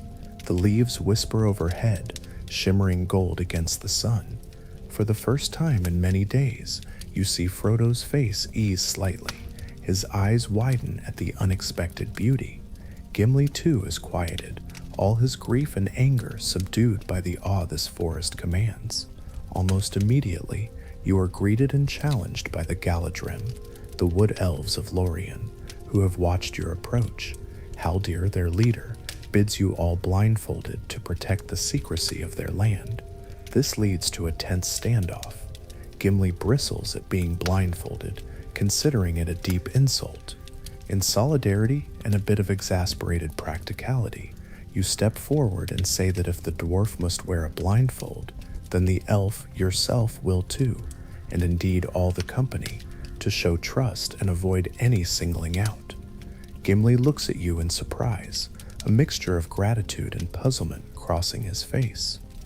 It is perhaps the moment he first realizes you truly consider him a companion and equal, not an enemy or mere grudging tag-along. Thus the whole fellowship is led blind through the woods for part of a day, an unusual and somewhat comical sight, no doubt, but it ensures unity. Eventually, once Galadriel and Celeborn, the lord and lady of this land, are informed of who you are, your blindfolds are removed, and you are welcome to Caras Galadon, the heart of Lórien. Climbing a series of circling stairs around a massive Malern trunk, you come to a high flet where the lord and lady reside. There you behold Galadriel for the first time, the Lady of Light, keeper of one of the three rings, mightiest elf woman alive. She is indescribably beautiful, with hair of deep gold and eyes as blue as a summer sky, yet within them wells of ages. Her presence nearly takes your breath away. You feel as if a star were standing before you. When she speaks, her voice is like a song remembered from childhood, gentle yet with a strength beneath. She thanks you by name for aiding the ring-bearer, and when her gaze falls upon you, it is as though she sees every secret hope and fear in your heart. Though you are a prince of your own people, in this moment you feel like an odd child, yet comforted too, as if she were a kind guardian. During your stay in Lothlórien, the grief over Gandalf begins to transmute into something quieter, more enduring, but less sharp, aided by the rest and thoughtfulness this realm provides. Each of you finds healing of a sort. Frodo and Sam often sit quietly on a lawn, listening to elves singing beside a fountain. Merry and Pippin regain some laughter chasing butterflies in sunlit glades. Gimli spends an inordinate amount of time gazing at the beauty of the forest, and though he won't admit it, at the Lady Galadriel herself, forming perhaps the seeds of a devotion that will change dwarf-elven relations forever. As for you, Legolas, you find Lothlórien to be the closest thing to home outside your own realm, yet it is different too, more elevated, as if blessed by an eternal twilight that doesn't wane. You roam often in the evenings, singing softly to the trees, retuning your spirit after the darkness of Moria. One night, you come across Gimli sitting alone on a garden bench, a single red rose in his hand, plucked perhaps in secret admiration of the lady. He looks almost somber. You quietly sit beside him. For a long while, you both simply gaze at the stars through the golden canopy. Then he surprises you by speaking, not with his usual gruffness, but softly. I have been granted a favor beyond any dwarf's measure, to look upon the lady of the Galadrim, to listen to her voice. You smile gently, nodding. She is indeed a wonder of the world, you reply. In ages past, could you imagine elves and dwarves dining together under one roof, sharing tales? Here it seems less impossible. Gimli chuckles low. Aye, if only more of my kin could see this place. Perhaps. He trails off, but you know what he means. There is a bond forming between you two, one forged silently through shared awe and sorrow. Before you depart Lothlórien, Galadriel bestows upon each of you gifts. To you she gives a new bow, the bow of the Galadrim, longer and stouter than your Mirkwood bow, carved of strong Lothlórien wood and strung with elf hair string, along with it a quiver of arrows. You cannot hide your delight as you accept this magnificent weapon. You bow deeply, thanking her earnestly. To Gimli she gives the greatest gift of all in his eyes, 3 strands of her hair, sealed in crystal. You witness his face, usually ruddy and stern, soften and glisten with tears as she grants this unheard of boon. It touches you deeply. You place a comforting hand on his shoulder as he carefully tucks the gift away, his beard trembling with emotion. Clad now in the gray elven cloaks of Lothlórien, another gift that you suspect is more than meets the eye. Galadriel's maidens wove enchantment of concealment into them. You and your fellowship depart by boat down the great river Anduin. It is a serene way to travel, at least initially. The current carries you swiftly south. You often sit at the prow, keen eyes scanning far ahead. The shores drift by, alternating between dense woods and wide grasslands. The first days on the river are calm. You even find yourself humming a bit as you paddle lightly. You teach Merry and Pippin a simple rowing song to help them keep rhythm, since their enthusiasm outstrips their technique. They giggle as they try to follow your Quenya words, making a game of it. When you reach the tall cliffs known as the Argonath, the Pillars of the Kings, awe settles on the company. 2 gigantic statues of ancient kings, Isildur and Anarion, tower on either side of the river, arms raised in warning or greeting. Sunlight and shadow make their stern faces seem alive. You raise your eyes to them respectfully. Even you, an elf not of Gondor, feel the weight of history here and the majesty of men's past glory. In front of you, Aragorn's boat drifts. You see him sit straighter, his eyes shining strangely as he beholds the likenesses of his forefathers. Some quiet recognition passes over him, as if he hears a call only he can. You do not disturb him. Instead, you find yourself smiling, for perhaps the first time truly recognizing that your rugged friend Strider is indeed of a noble line, and maybe, if all goes well, a king who will claim his crown soon. It gives you hope, seeing that spark in Aragorn's eyes. Not long after, the mood darkens again.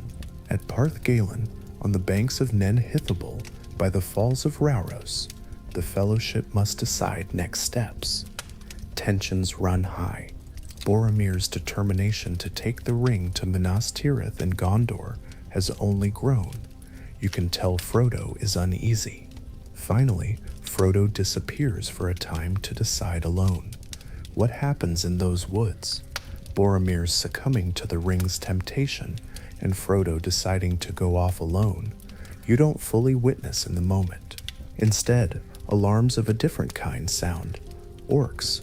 You and Aragorn find evidence of an orc band approaching swiftly. These later you learn are Saruman's Uruk-hai. The climax comes quickly and violently. Merry and Pippin are captured by orcs. Boromir blows the horn of Gondor in distress and fights valiantly to save them, only to be mortally wounded. You arrive in time to see the last of the orcs vanish into the woods with the 2 halflings slung like bags over their backs, and to find Aragorn kneeling by a bleeding Boromir, dozens of orc bodies around him. Your heart sinks seeing the proud man riddled with black-feathered arrows. He lives long enough to confess his despair and redemption to Aragorn. You stand a pace away, head bowed, granting them what privacy you can while keeping watch should any foe return. Out of the corner of your eye you see Boromir's face soften. a tear perhaps glistening as Aragorn calls him my brother, my captain, my king. He passes with a content look, forgiven and brave at the end. You step forward with Gimli to help. Gently, you remove the arrows from his body, laying him out peacefully. It is an elf's custom to sing a lament for the dead. You hum a few mournful lines for Boromir as you work, praising the valor of the son of Gondor, who fell defending his charges. Frodo and Sam have vanished across the river in the confusion. You soon realize Aragorn quickly decides their path. Frodo must be allowed to go on his mission with Sam. We, the remaining 3 hunters, will focus on rescuing Merry and Pippin from the orcs. It is all we can do for now, he says with a heavy yet resolute heart. You and Gimli agree, though it tugs at you to let Frodo venture into peril with only one companion. You understand the wisdom. Our fate is now tied to retrieving the captives and doing what good we may in the war that is surely coming. Before setting off, you send Boromir to his rest. In a somber, loving act, you, Aragorn, and Gimli lay Boromir's body in one of the elven boats. You fold his arms over his broken horn of Gondor, the 2 halves of it. Gimli places on his broad chest the sword hilt. He still clutches, and you scatter a few fair flowers you had picked in Lothlórien about him. 90 of your quiver had a cluster of Eleanor and Nifredel that you now offer to the departed warrior. With a gentle push, you let the boat slip into the Anduin. It floats away, carrying Boromir over the falls of Rauros, disappearing in a glint of sun and spray, a last journey by water for the valiant son of Gondor. You sing softly in Sindarin, a farewell, Ar Panior, Holland God Boromir, Siltha Toloth Lin Mi Willith, which might mean, Royal Warrior, rest now, Boromir. May your spirit shine among the stars. Now, a new chapter begins, the chase of the 3 hunters. You, Aragorn, and Gimli become a small, determined unit, burning with purpose to save your Hobbit friends from torment and death.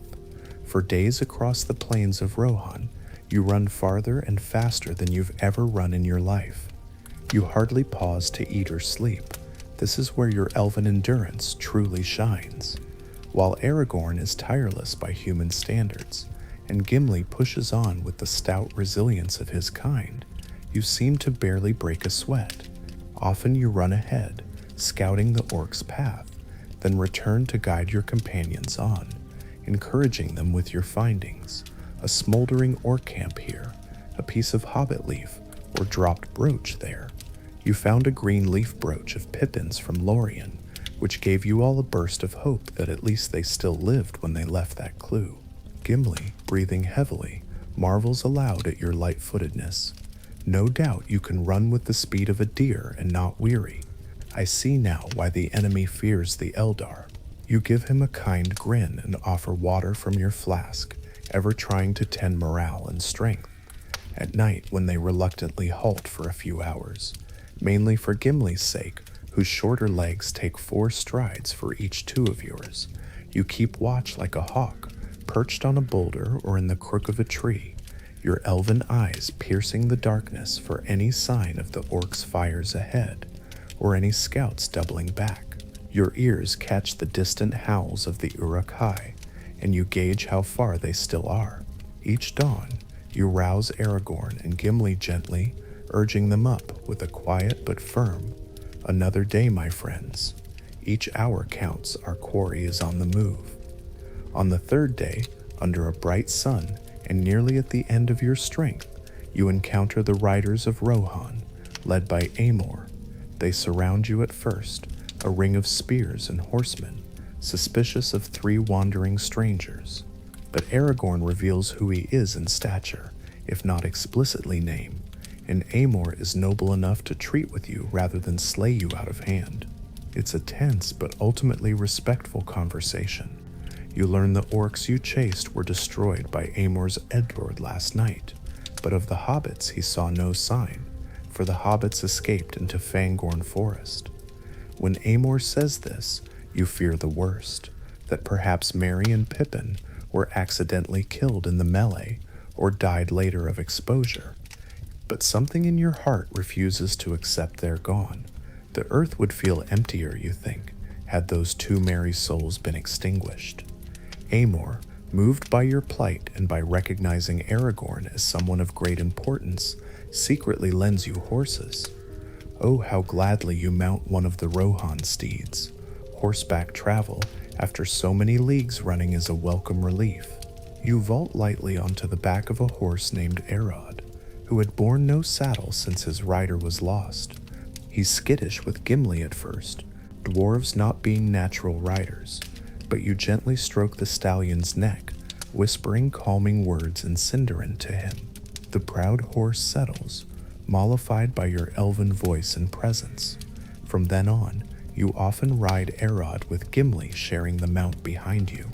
It is a comical sight to some, an elf and a dwarf balanced together, but necessity makes quick friends of such an arrangement. Riding to the edge of Fangorn, you indeed find clues of the Hobbit's survival. Small footprints leading into the ancient forest, signs of camp. You almost whoop with joy, spotting two sets of bare Hobbit prints in the mud near the charred remains of the orc pyre. The Rohirrim had burned the orc carcasses. Pointing them out to Gimli, you grin. They live, and they've gone into the wood. Gimli harumphs concerned. Into that wood. It's an evil-looking place. It's true Fangorn has a dark, brooding aura, like the very trees are alive and watching intruders with ill intent. But you also sense something else. Not evil, but old. A secret slumbering power lies in Fangorn. Being an elf of the wood, you feel a curious pull, an eagerness to meet this forest's secret. There is a warmth in the air, you tell Gimli and Aragorn as you tether the horses. I think the forest is not as it seems. We might find more than just hobbits inside. Venturing into Fangorn Forest, the canopy closes above you, casting an emerald twilight even at midday. The trees here are colossal gnarled gray beech and oak, their trunks twisted by millennia, their roots sprawling like slumbering dragons across the earth. It's eerily silent. Not a bird sings, nor a squirrel chatters, only the faint creak of branches, and was that a soft rumbling, almost like a distant voice murmuring. You keep your bow ready but not drawn. Your elven senses prick keenly. You whisper, the air is heavy with old memory here. Be on guard, but do not offend the trees, they are awake. It isn't orcs or monstrous spiders that greet you in Fangorn, but an even stranger encounter, Gandalf, returned. At first, you see an old man in white robes, stepping lightly toward you through a shaft of light that pierces the forest gloom. Mistaking him for Saruman, as his guise now looks near identical, you three confront him, only for him to reveal, with a flash of joy in his eyes, that he is Gandalf, Gandalf the White, returned from death by the will of the Valar to complete his task. The stunned happiness that floods you is indescribable. You laugh aloud, a music of sheer relief, and without thinking, you rush and embrace the wizard briefly, like a joyful son hugging a father lost and found. Gandalf pats your back, chuckling, as Gimli dances a dwarvish jig, and Aragorn's face breaks into the widest grin you've ever seen on the stern ranger. There's little time to linger in celebration, though. Gandalf quickly rounds you up, ascertains that Merry and Pippin are safe and well, taken under the care of the Ents, of whom he speaks delightedly. Oh, how your eyes widen when you realize Fangorn holds the Ents, the legendary tree herds you'd only heard whispers of. He leads you out of the wood with haste, summoning with a piercing whistle the great horse Shadowfax. All of you mount Gandalf on Shadowfax. You back on Arad with Gimli, Aragorn on the third horse Hasufel, and gallop towards Edoras, the capital of Rohan. Gandalf's plan, to save King Theoden from Saruman's creeping influence, and then to counterattack Isengard, where he suspects Merry and Pippin have gone with the Ents. Now, Riding under open sky once more, you feel a renewed vigor. Gandalf's presence alone could lift any heart. You ask him eagerly of things, how it was possible, what he learned. As the horses thunder across the plains, he tells you in brief, for there is urgency, of his battle with the Balrog, far under the earth and high above on Ziraxigil's peak, of his death and return, of his new title. You marvel quietly. To hear such things is like touching the edge of a divine mystery. It steals you further. If Gandalf has been sent back, these dark times truly hang by a thread, and all forces of light rally to meet it. In Edoras, at Mediceld, the golden hall of Theoden, you stand with drawn bow, alongside Aragorn and Gimli, as Gandalf confronts the king and frees him from the spell of Grima Wormtongue and Saruman's oppression. The hall erupts in brief chaos, guards rushing forward, Wormtongue hurling a dagger at Gandalf. You move to shield Gandalf, arrow knocked, but Aragorn is quicker, knocking Wormtongue down. Within moments, peace is restored, and King Theoden stands tall and hale again, looking years younger, a gleam in his eye reborn. That night in Edoras, there is a feast. It's subdued due to war worries, but merriment flickers. You are an honored guest, marveled at by many of the Rohirrim who have seldom seen an elf. Some of the king's house guard shyly ask if it's true that elven hair shines with starlight, or if you truly can see leagues off. You politely answer, perhaps even demonstrating your sight by describing a horseman riding on the far horizon beyond their mortal eyes. They gasp and chuckle in wonder. You handle it graciously. These are good people, stout-hearted, and your heart warms to see hope kindling in this hall again. During the feast, you catch Gimli in a humorous boasting session with Éomer and some riders, enumerating the beauty of the caves of Helm's Deep, the glittering caves, which he has not yet even seen, and praising Lady Galadriel's locks to the sky. Some of the men tease him lightly, but in good spirit, not malice. It is astonishing to you how far that dwarf has come. You sip a bit of mead and grin into the cup, remembering the frostiness between you upon meeting. Now look at him, making friends with Elf Queen compliments and hearty jokes. Middle-earth still holds surprises indeed. Battle comes soon, though. The forces of Saruman march on Rohan, and King Theoden decides to make a stand at the fortress of Helm's Deep. You ride there with the king's host, prepared to fight side by side with men and dwarves against the shadow. On the eve of battle, as the refugees are ushered into the safety of the deep, you stand atop the battlements with Aragorn, peering into the darkening east. A storm breaks, thunder rolling. The tension is immense. You feel it in the air like a taut string. There's fear too. What if this is your last stand? What if Frodo fails? You quell those thoughts firmly. For now, focus on the fight ahead, one step at a time. Night falls, rain pours down. The orc army arrives, 10,000 strong. It's the first time you've seen so vast an enemy host at once. Even your brave heart falters momentarily at the sight of that horde filling the valley below like a swarming sea of darkness, torches like malevolent stars. But you swallow the fear and transform it into determination. You draw an arrow from your quiver, feeling the fletching Galadrim arrows, swift and true. You whisper to yourself, Elbereth, guide our aim. The Battle of Helm's Deep begins with a rain of arrows. You are vital here, the best archer among the defenders. Each time you loose, an orc falls. You pick off their torchbearers as they try to rush the culvert. You spear one orc, scaling a ladder directly through the throat, sending it tumbling back onto its fellows.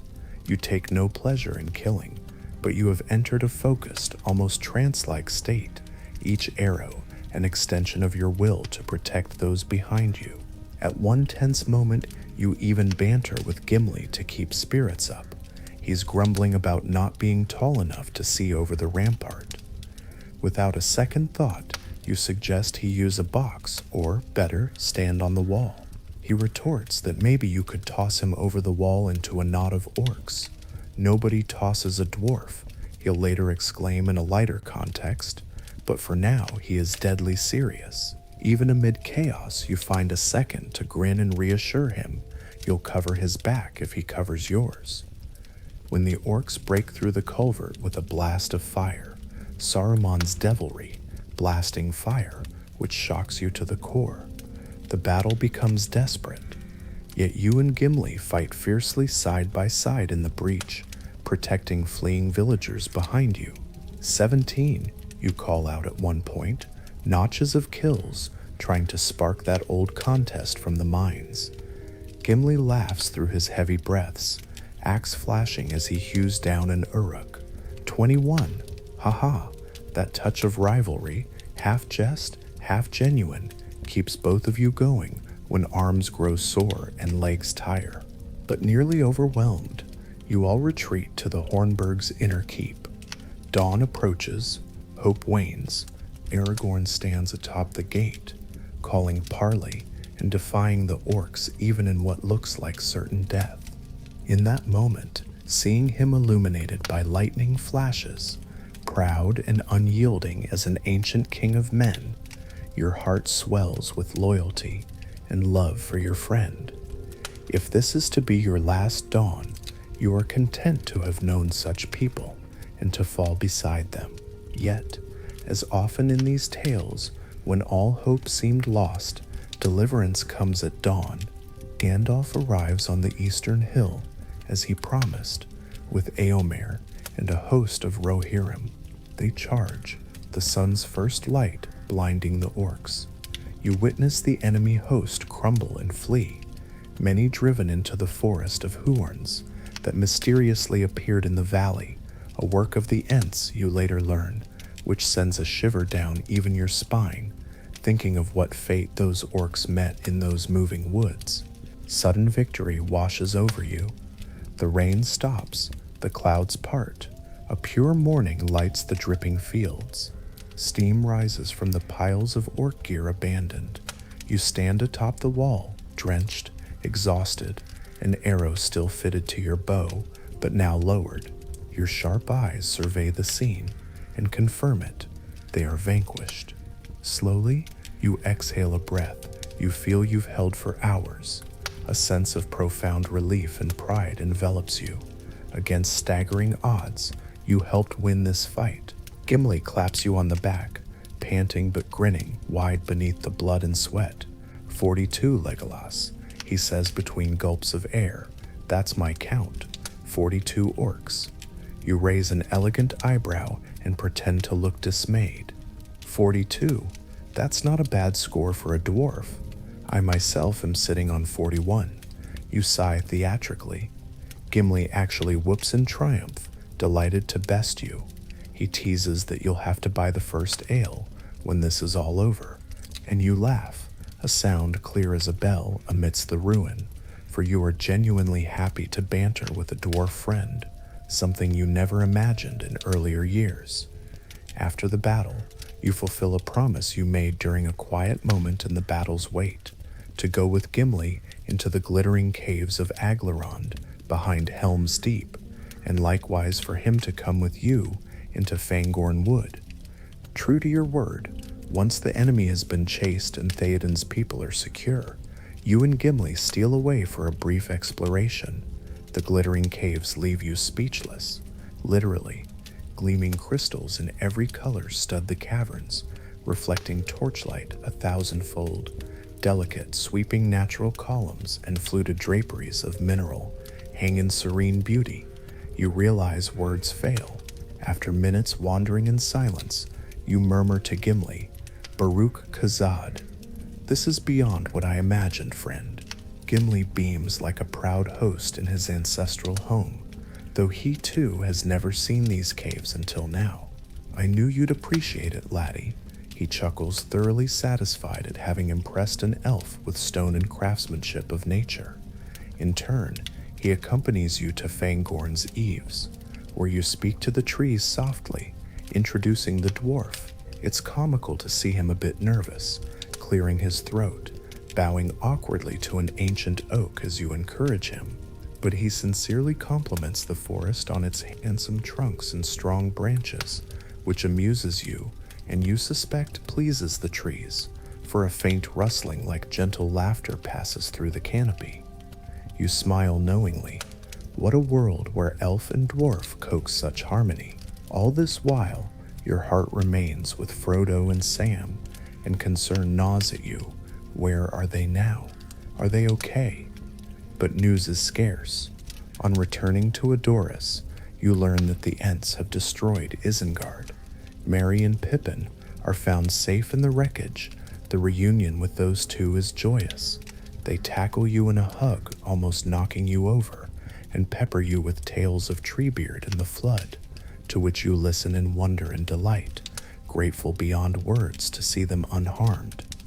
Saruman is defeated, though Gandalf still must confront him at Orthanc. From the Hobbits, you also learn a bit about Frodo's quest continuing.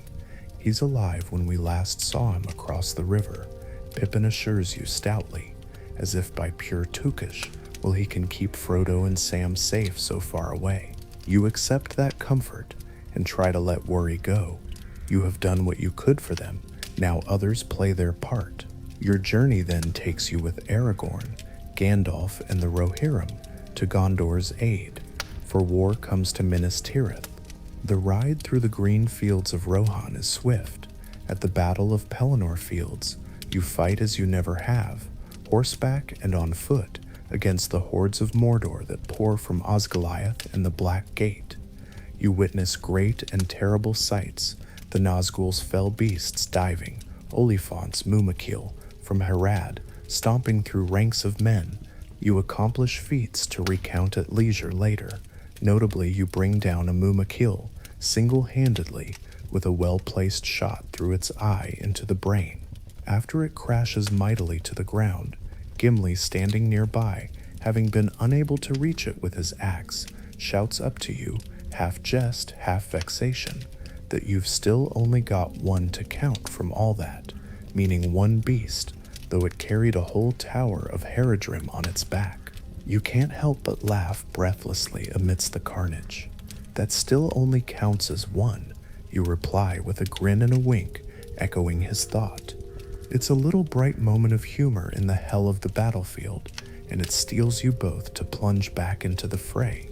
When the dust settles and victory is won at great cost, King Theoden falls, and you help recover his body with grief in your heart, yet you see Éomer lift high the fallen king's sword and rally the men to finish the fight. You stand at the walls of Minas Tirith, marveling. It's the first time you've been within sight of this legendary city. Its white-tiered walls gleam, though now marred by siege and fire. The banner of the stewards is replaced by the standard of the king, Aragorn's standard, unfurled at last with the tree and 7 stars. You find yourself moved to silent tears as you ascend to the courtyard of the fountain, with Aragorn now King Elessar for his coronation. In that shining moment when he is crowned, and then when Arwen comes forth to wed him, you feel the passage of an age tangibly. The time of the elves is ending, the time of men beginning, but you do not feel sadness at that. Not now, rather a swelling pride in the noble mortals you have befriended, and a hope that their dominion might be kinder and wiser than men's past. Yet, though one great enemy is defeated, the ring still remains until confirmed otherwise. Thus, even in victory's glow, your thoughts often drift eastward. How are Frodo and Sam? Are they near their goal, or captured, or worse? Each day waiting in Minas Tirith feels long. Finally, the decision is made to march to the Black Gate to challenge Sauron directly, both as a diversion to help Frodo and as a last gesture of defiance should the worst have happened. You volunteer, of course, to march with the host of the West. How could you not? You are bound by oath and friendship to Aragorn and to the quest's completion, whatever the end may be. Before leaving, you do something quietly in the Houses of Healing. You bring a small budding sapling of a Mollern tree, gifted by Galadriel to Sam, but Sam let you take one small nut, which miraculously sprouted in the gardens of the houses where you planted it as an act of faith. You gently tend it, whispering an elven blessing that if you do not return, perhaps a bit of elven beauty will still live on in Minas Tirith's soil. Then you adorn your quiver and bow, check your knives, and stand ready. The march to Mordor is grim. Each league closer, the air grows heavier, the very sky more brooding. By the time you stand in front of the Black Gate of Mordor, with a meager army of a few thousands against tens of thousands, you have banished all fear from your heart. If this is the end, you will meet it with grace. In those tense moments when Aragorn rejects Sauron's emissary and battle is about to begin, you glance at Gimli at your side. He meets your look steadily. No words are needed. The two of you exchange a firm nod, a pledge of mutual defense, and if need be, a farewell and thanks for friendship. Then the final battle erupts. It is the hardest fight of all. Surrounded, outnumbered vastly, you fight until your arms ache, then fight on, driven almost purely by spirit when muscle fails. The ground is littered with orcs you felled, but more press in. You stick by Aragorn and Gandalf on that small hill of stones, where the banner of the White Tree flies defiantly. Eagles appear, soaring and attacking the Nazgul overhead. Hope, but you can barely register details now. Everything is heat, blood, and the roaring in your ears. You've been nicked by a sword on your leg, an orc arrow lodged in your shoulder, thankfully shallow. Yet you continue. Neither pain nor exhaustion will stop you at this final hour. At the very brink, when it seems you cannot hold another minute, a sudden shudder runs through the battlefield. Before your astonished eyes, the great black gate of Mordor swings open and then collapses inward like a sandcastle kicked by an invisible foot. The dark tower of Barad-dûr far away trembles and splits asunder. The earth shakes. Many orcs cry out and flee aimlessly. You sense rather than see what has happened. The ring-bearer has fulfilled the quest. The ring is destroyed. Sauron's power is undone. A huge darkness, that horrible pressure on your mind and chest you didn't fully realize was there constantly, now lifts and sweeps away like a cloud in a gale. The eye that weighed on your heart is gone.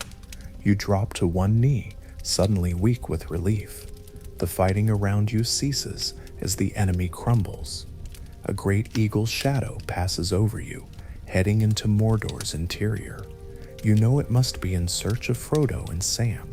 They did it, you say softly, voice cracking with joy.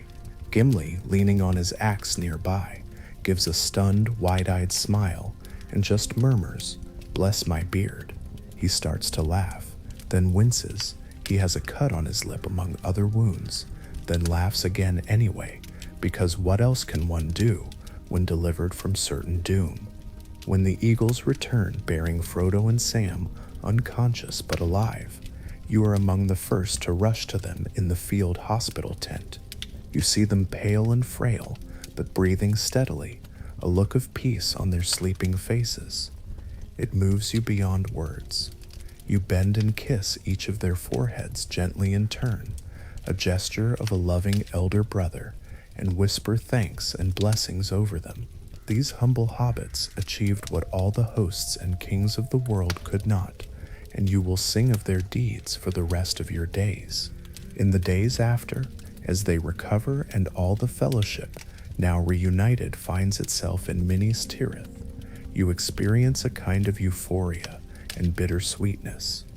The war is won, unrest still exists in pockets, but the great shadow is lifted. King Elisar takes up his throne and begins the labor of renewing the world of men. You find yourself oddly without a clear duty for the first time in many long months. It feels light and strange. Gandalf often stands gazing west in the evenings, and you know soon he and the ring-bearers will leave these shores for the undying lands. The age of elves in Middle-earth is ending indeed. For a while, though, you remain happily busy. You help the folk of Minas Tirith replant gardens and trees lost in the siege. With your woodcraft, you advise where new gardens in Ithilien, the fair land across the river which was scarred by war, might best be nurtured. King Aragorn, knowing your love of growing things, asks you to oversee a project dear to his heart, the replanting of the Citadel's courtyard tree. There is a stirring day when a new sapling of the white tree is found on Mindoluin's slopes by Aragorn, with perhaps a bit of subtle guidance from Gandalf and you. You help carefully dig the soil as the dead tree is removed reverently, and together with Aragorn and Gandalf, you plant the new tree in the courtyard soil.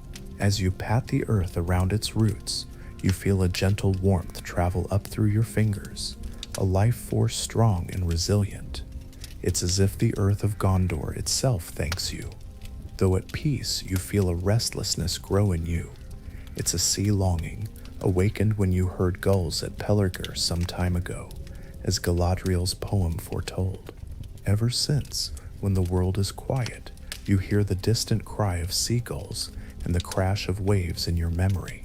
It's not overwhelming yet, but it's there, an undertow gently tugging at your spirit toward the west.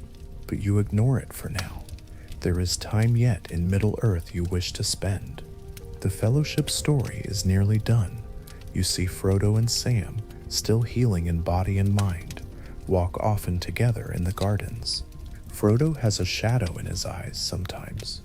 You notice it one evening when you sit beside him under a half moon, smoking one of Merry's gifted pipes.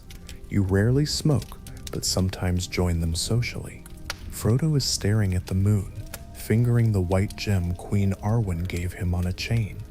You sense he's troubled by pain that lingers from the wound of the Morgul blade, and perhaps by the weight of memory.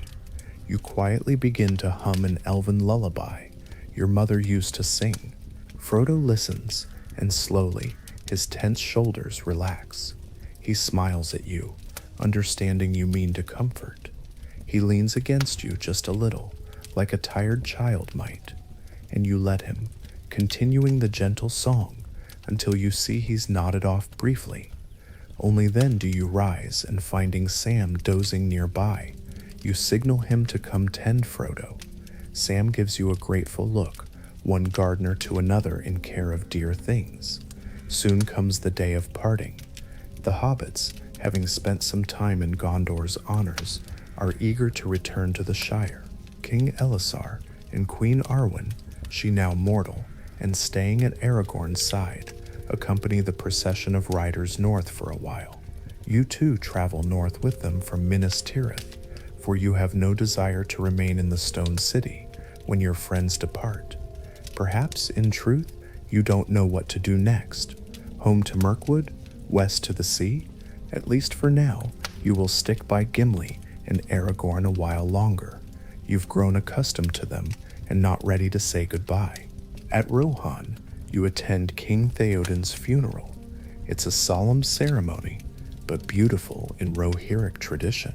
You help Éomer and others raise the green mound over his resting place with your own hands, placing turf and scattering Cymbalmini flowers, Evermind over it. You sing, in your clear elven voice, a lament for Theoden in his own tongue that you learned just for this occasion, a gesture that visibly moves Éomer and Éowyn. The golden evening sun over the plains seems to linger listening.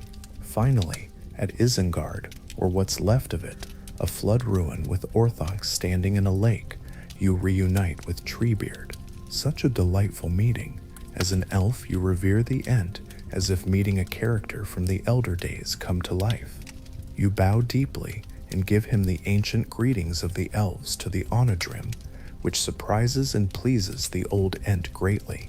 He chuckles and calls you a proper young Greenleaf indeed. You, in turn, ask if he might grant you a draught of Ent water so you might carry its memory in you home. He laughs a deep booming laugh, patting your shoulder carefully so as not to knock you flat, and says perhaps next time, for you've already grown tall enough. That makes you laugh too. After taking leave of Treebeard, you at last part ways with Gandalf, Frodo, Bilbo, and the others heading to the Havens. That parting is perhaps the most poignant. On the outskirts of the Shire, you embrace each hobbit tightly. Merry and Pippin promise to correspond, and indeed, in later years, letters from them reach you, full of lively Shire news.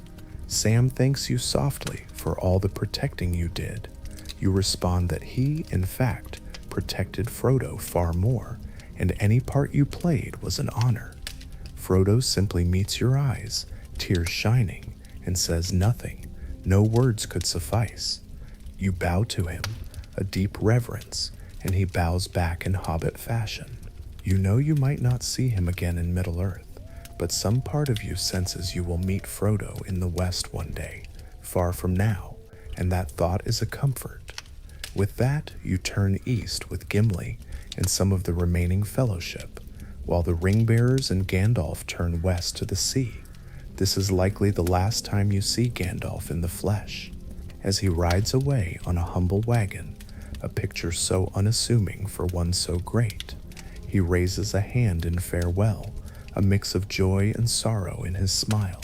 You feel a lump in your throat, but you smile and wave back steadily until he's out of sight. Now you and Gimli return to your realms with the promise to eventually visit each other's homes as you did with Fangorn in the caves. True to that, you go first with Gimli to the Lonely Mountain and the Glittering Caves, where he establishes a new dwarf colony that thrives under his leadership, helping rebuild damage done during the war. You are received among the dwarves of Erebor and Aglarond with some skepticism initially. An elf, friend of Gimli? But your manners and genuine respect and Gimli's effusive vouching win them over. You drink strong dwarf ale in their halls, nearly getting tipsy enough to sing dwarf songs, much to their delight, as you attempt the low Khuzdul tones. And you listen with fascination to their deep rhythmic chants that echo in the stone. Afterwards, you journey to your own home in the Greenwood, now called Erin Lasgallen, wood of green leaves, for the shadow is lifted. What a heartfelt reunion with your father and people. They greet you with a mixture of pride, awe, and great love. You left as their prince on a perilous errand. You return as a seasoned warrior, a hero of the War of the Ring, yet still the same humble Legolas to them. Thranduil clasps you in a rare, tight embrace before all, not hiding his emotions. Your people light lanterns and hold a great feast under the stars in your honor, though you downplay your deeds in the telling. But the minstrels sing long of the fellowship and of Legolas, who walked with a dwarf and survived, which becomes a source of wonder and inspiration among your folk, that old grievances can be healed. Though blissful to be among your trees and kin, you find that after all your travels, home feels smaller, changed, or perhaps you have changed. You realize the world beyond needs healing too, and that you have a part in that still. Thus it is, a few years after the war, you gather some of your wood elves, those who wish to see sunnier lands, and journey south to Ithilien.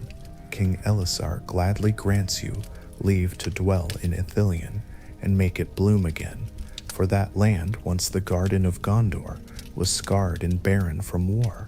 With joy you take on the task. Legolas of Mirkwood becomes Prince of Ithilien in effect. You establish an elven colony in the forests near the hills of Emin Arnon, by the Anduin's banks opposite Minas Tirith. The years roll by peacefully. Under your guidance and the diligent care of your elves, Ithilien truly becomes the fairest country in the Fourth Age's early years. You plant groves of Malern that Galadriel gifted you seedlings of. Their golden blossoms in spring are admired by men who never saw such grace. You even coax seeds from Fangorn to grow here, bringing a bit of Entish flora into the gardens, much to Gimli's wry bemusement when he visits, as if that old forest wasn't content to stay put. You bring it home with you, he jokes. King Elisar often visits Ithilien, and when he does, he leaves the burdens of rule behind for a time. Together you walk through fragrant glades, just talking as friends about small things, the behavior of a new nightingale flock, or the funny mishaps of Gimli's new smithy in Aglarond, or memories of running in Rohan's fields. Sometimes Queen Arwen comes as well, and you see in her eyes the same gentle melancholy you sometimes feel. Both of you are immortal beings who have chosen to stay in Middle-earth for love. She will eventually give up her immortality for Aragorn. You, however, will face the sorrow of seeing mortal loved ones pass away while you remain. In those moments of silent understanding with Arwen, you feel less alone in that prospect. You share with her songs of Lothlórien to cheer her heart, for she will never again sail west to see her grandmother or kin. She in turn gives you counsel when the sea-longing pangs you occasionally.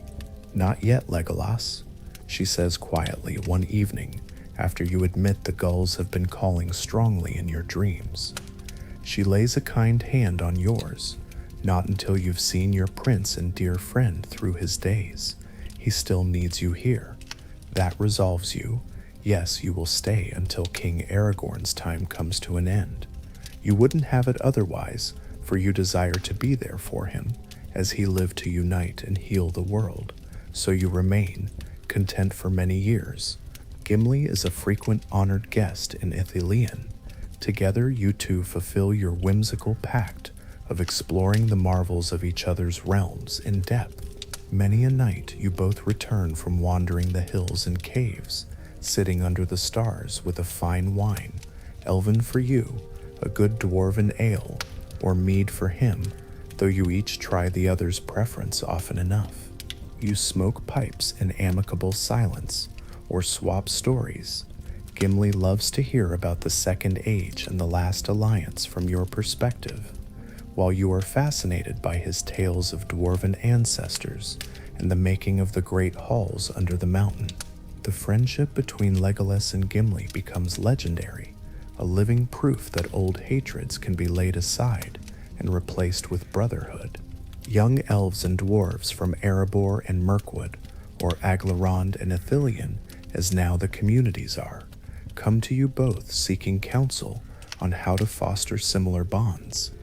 Time flows differently for an elf. Decades pass like a swift forest stream. Aragorn's reign is glorious and long. Gondor and Arnor reunited thrive. Peace largely holds. You share in many joys. The birth of Aragorn and Arwen's son, Eldarion, whom you gift a fine elf bow when he comes of age.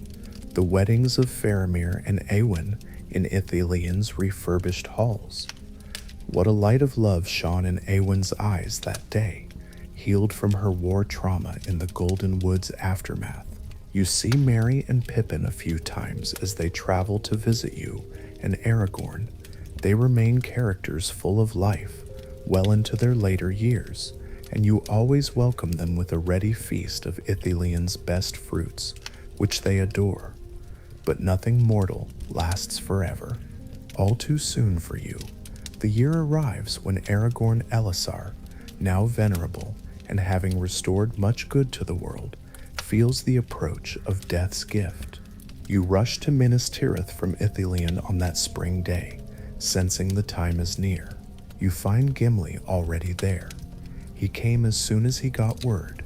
Together with others dear, you bid goodbye to the man who was your friend and king. In Aragorn's final hours, you stand at the foot of his bed in the silent tomb-like Hall of Kings, tears silently flowing. He addresses you one last time. "Legolas, my dear friend," he says weakly, yet kindly as ever, "go to the sea, find your peace." He knows of your longing. You nod, unable to speak without your voice cracking. He clasps forearms with Gimli, thanking him for all his service and friendship. Then, with Arwen by his side, Aragorn passes away with a content smile, as one who is ready. Your grief at Aragorn's death is great.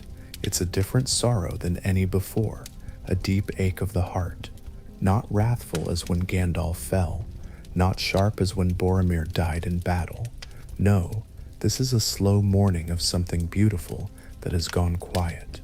Arwen's own grief is crushing to witness, and you do your best to comfort her for a time, but in the end, even she finds the separation from her beloved too much, and she departs to Lorien to fade away, as is her choice.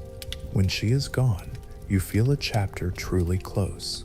It is then, as the Fourth Age moves onward and more of your companions leave or pass, that you know the time has come at last for you to heed the call of the sea.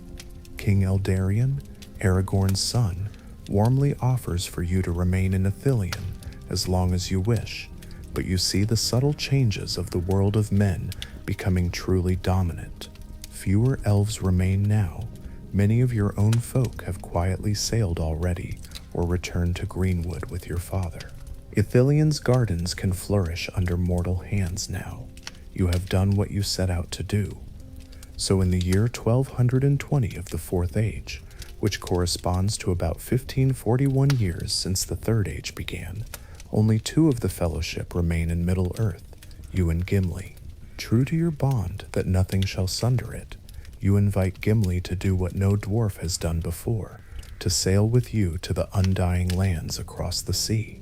By now Gimli is old, well over 2 centuries, yet still robust in spirit, if a bit slower of limb. The prospect of seeing the blessed realm and Lady Galadriel again deeply appeals to him, and his love for you as a friend is such that he would venture even into an elven heaven rather than be sundered after you've been through so much together. It's a risky request, for only elves and special mortal ring-bearers are typically allowed, but you send word via Círdan's people in the Grey Havens asking for this boon. Perhaps Galadriel herself, back in Valinor, lends her support, or perhaps the Valar in their compassion, except that this dwarf's heart is true and special. The permission is granted.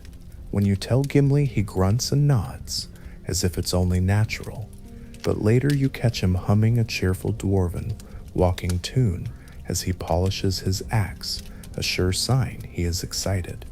The two of you travel together to the Grey Havens. It's a long journey from Ithilien to Lindon, but you take your time, savoring the sights of Middle-earth one last time, the sway of the birches in the Trollshaws, the smell of pipeweed in Breeze Inn, where you stop and treat Gimli to a pint, and yourselves to one last laugh, swapping tales with curious Hobbiton travelers. The whisper of the wind over the Barrow Downs, where ancient kings sleep. You visit the Shire discreetly, walking its borders to see the golden fields and tidy gardens that your friends protected. You even pick an apple from a tree by the road and eat it. It's the sweetest apple you think you've ever tasted, perhaps because it's watered by the knowledge that this land is free and thriving, thanks in part to your fellowship's sacrifices. As you leave that green country, you and Gimli pause on a hill to watch a sunset together, casting long shadows over the rolling hills dotted with smile windows beginning to glow with supper light. They'll be all right, won't they? Gimli asks quietly, thinking of the hobbits. You smile and lay an arm around his stout shoulders. Aye, my friend, the Shire will be safe for many generations, and our dear friends have ensured that. With that, you turn westward for the last stretch. At the Grey Havens, a white ship waits with silver sails. The gulls wheel and cry overhead in the salty breeze. The sun is westering, tinting the sky orange and pink. Círdan the shipwright, whom you've met only rarely, stands to greet you, ancient and kindly. He has prepared this ship for you. You thank him with a heartfelt bow. Many elves have already departed. The harbor feels quiet, an end of an era palpable in the stillness of the golden air. You and Gimli board the ship. Gimli busies himself stowing the few keepsakes you both brought. You have your bow and knives, some scrolls of family records from your father to bring to the elven libraries, perhaps a small chest of earth from Ithilien's garden, to scatter in a garden in Valinor, so a piece of Middle-earth lives there. Gimli brings a satchel of precious stones, never one to travel without some treasure, and he claims he will present them to the Vala Alle himself if given the chance. And of course his axe, though you tease, he likely won't need it where we're going. At last everything is ready. The time comes to cast off. You stand at the stern with Gimli by your side as the ropes are released. A wind from the east, gentle and encouraging, fills the silver sails. As the ship glides out of the harbor, you look upon Middle-earth one last time.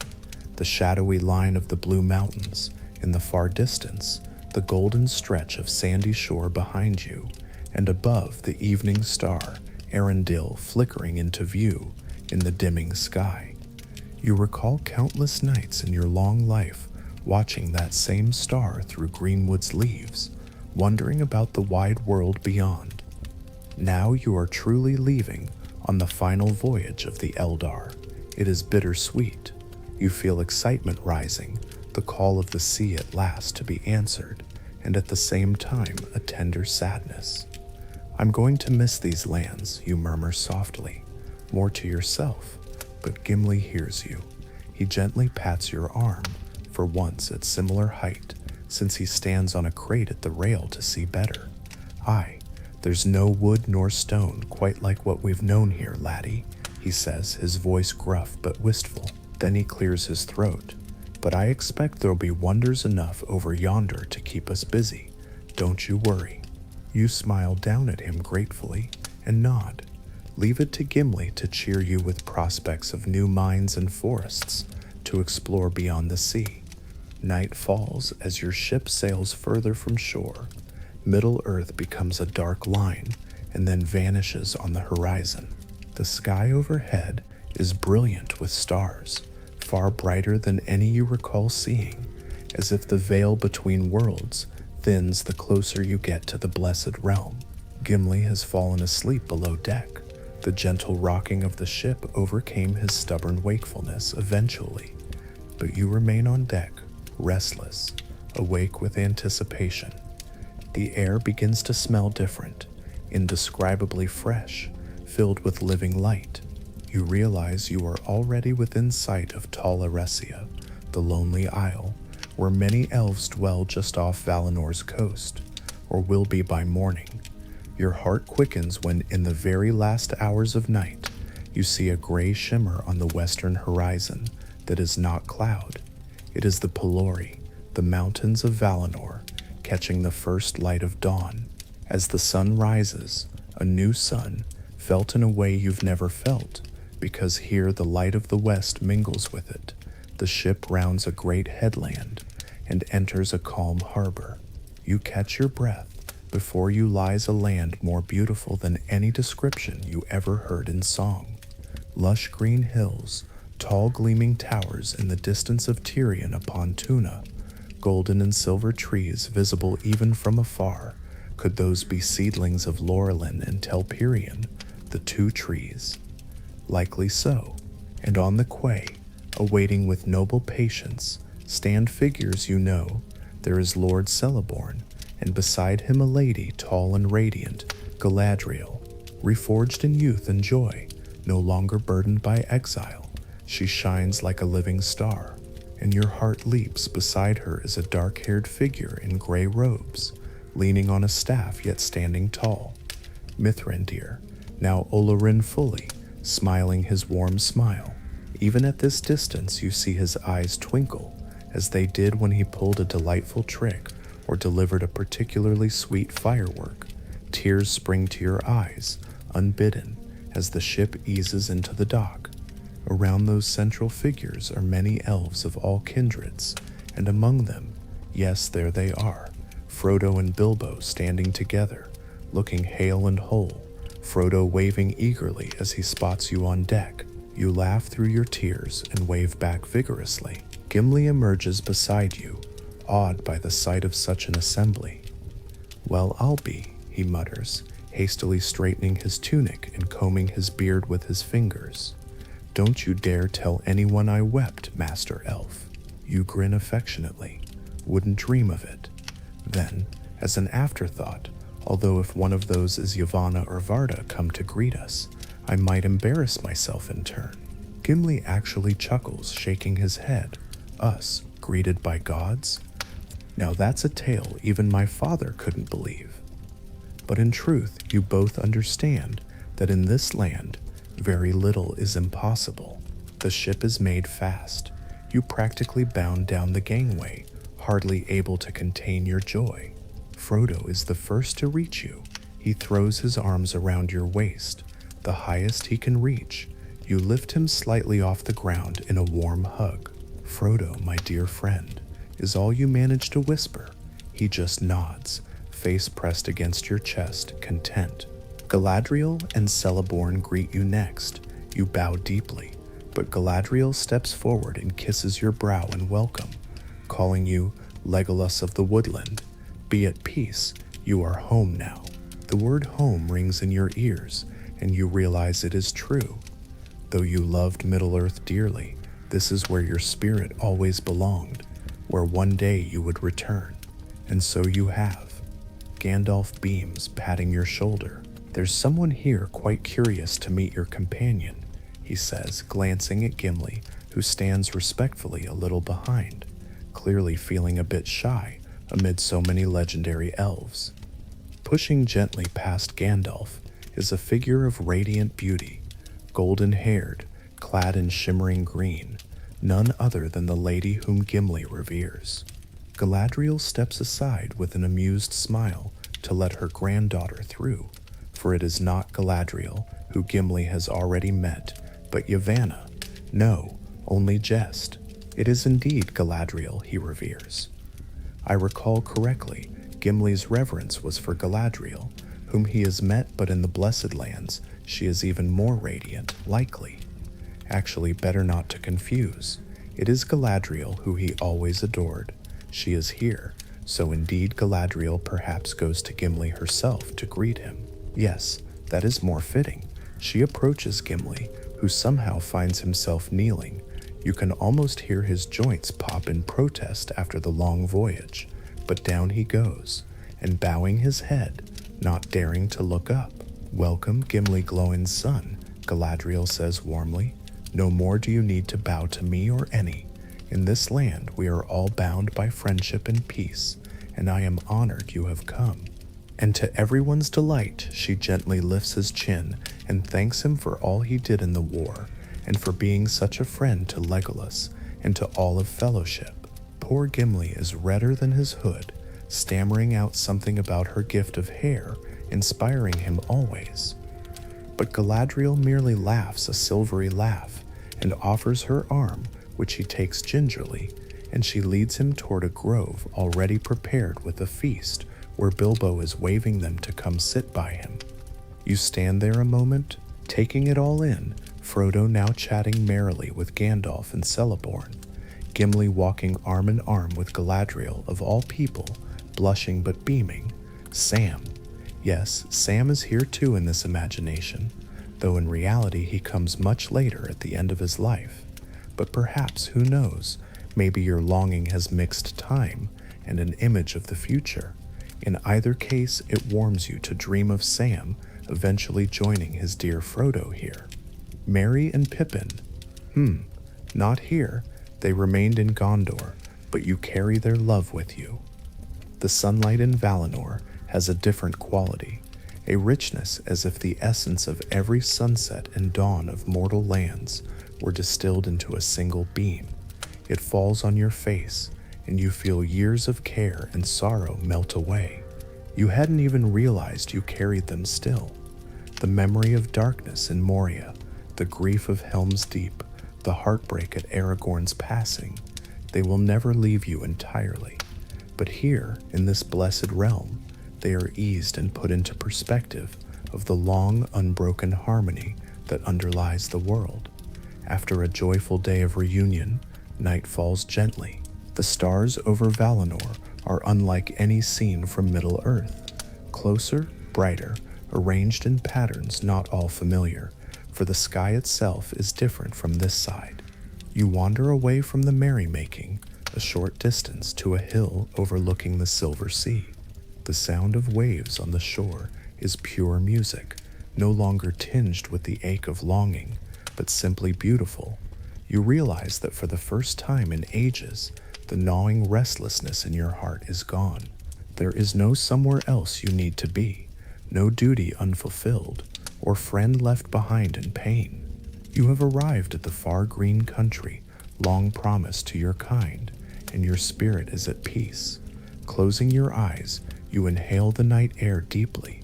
Scents of Valinor envelop you, like a summer night in an eternal garden, distant honeysuckle, the faint spice of an ocean breeze, and something you can only describe as the aroma of starlight. If starlight had a smell, it's here. Soft footsteps approach, light as a breeze. You glance over to see Gandalf Lothlórien coming up the hill toward you, pipe in hand, puffing little smoke rings that turn to iridescent butterflies flitting off before fading. He comes to stand beside you. For a while, neither of you speak. Words aren't needed. Then quietly he says, "Well, Legolas, do you think you can find contentment here at last?" You chuckle softly. "I believe I can, Mithrandir, though it will take some getting used to. No one trying to kill us every few months," you add wryly. Gandalf throws back his head in an easy laugh, a comforting, familiar sound. Yes, peace can be a strange adjustment for those of us who've known mostly struggle. He places a hand on your shoulder, and when you meet his eyes, you see they're full of understanding and pride. "You've done well, my dear boy. All of you did." A gentle silence settles again, and Gandalf wanders back to the lights of the gathering below, humming contentedly. You remain a bit longer on that hill, an elf beneath strange and wonderful stars, feeling finally truly at home. You think of your father and those of your kin who remained in Middle-earth for now. Maybe one day you'll greet them here too, for in the undying lands, time flows generously. Closing your eyes, you let images drift, dancing under beech trees in Mirkwood as a child, laughing with Aragorn at a jest by the campfire, holding out a hand to Gimli in friendship atop the walls of Minas Tirith. Frodo's smile as you lifted him aboard ship earlier this day, unburdened at last. So many experiences, so many cherished people. A soft breeze, warm and reassuring, wraps around you, almost like an embrace from the very land.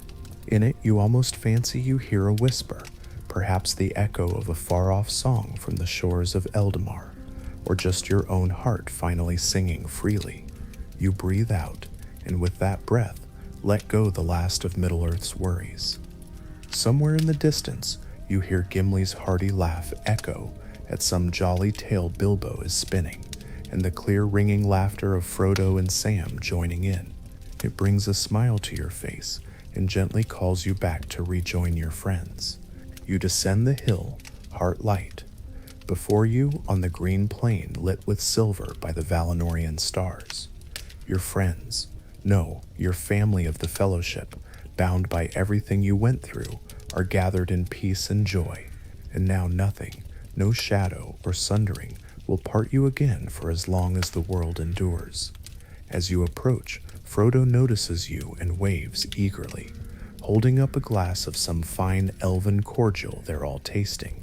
You increase your pace to join them, and just as you do, a nightingale somewhere in Yavanna's garden, across the field, trills a soft, sweet lullaby into the perfect night. Home at last, Legolas, home at last. Also, a gentle voice within the dream reminds the listener, I'd love for you to share in the comments where you're listening from and what time it is there right now. It's always so interesting to see how far and wide these quiet moments reach. Now, let your eyes drift closed if they aren't already. Feel the softness of your pillow, the warmth of your blanket. Imagine the soothing arms of an ageless forest cradling you, or the calm murmur of a starlit sea upon the shore. Your breathing is slow and steady, like waves upon that distant sand. Tonight, you have walked in the footsteps of Legolas, son of Thranduil, seen the world through his bright elven eyes, felt his sorrows and triumphs, and found rest at last across the sea.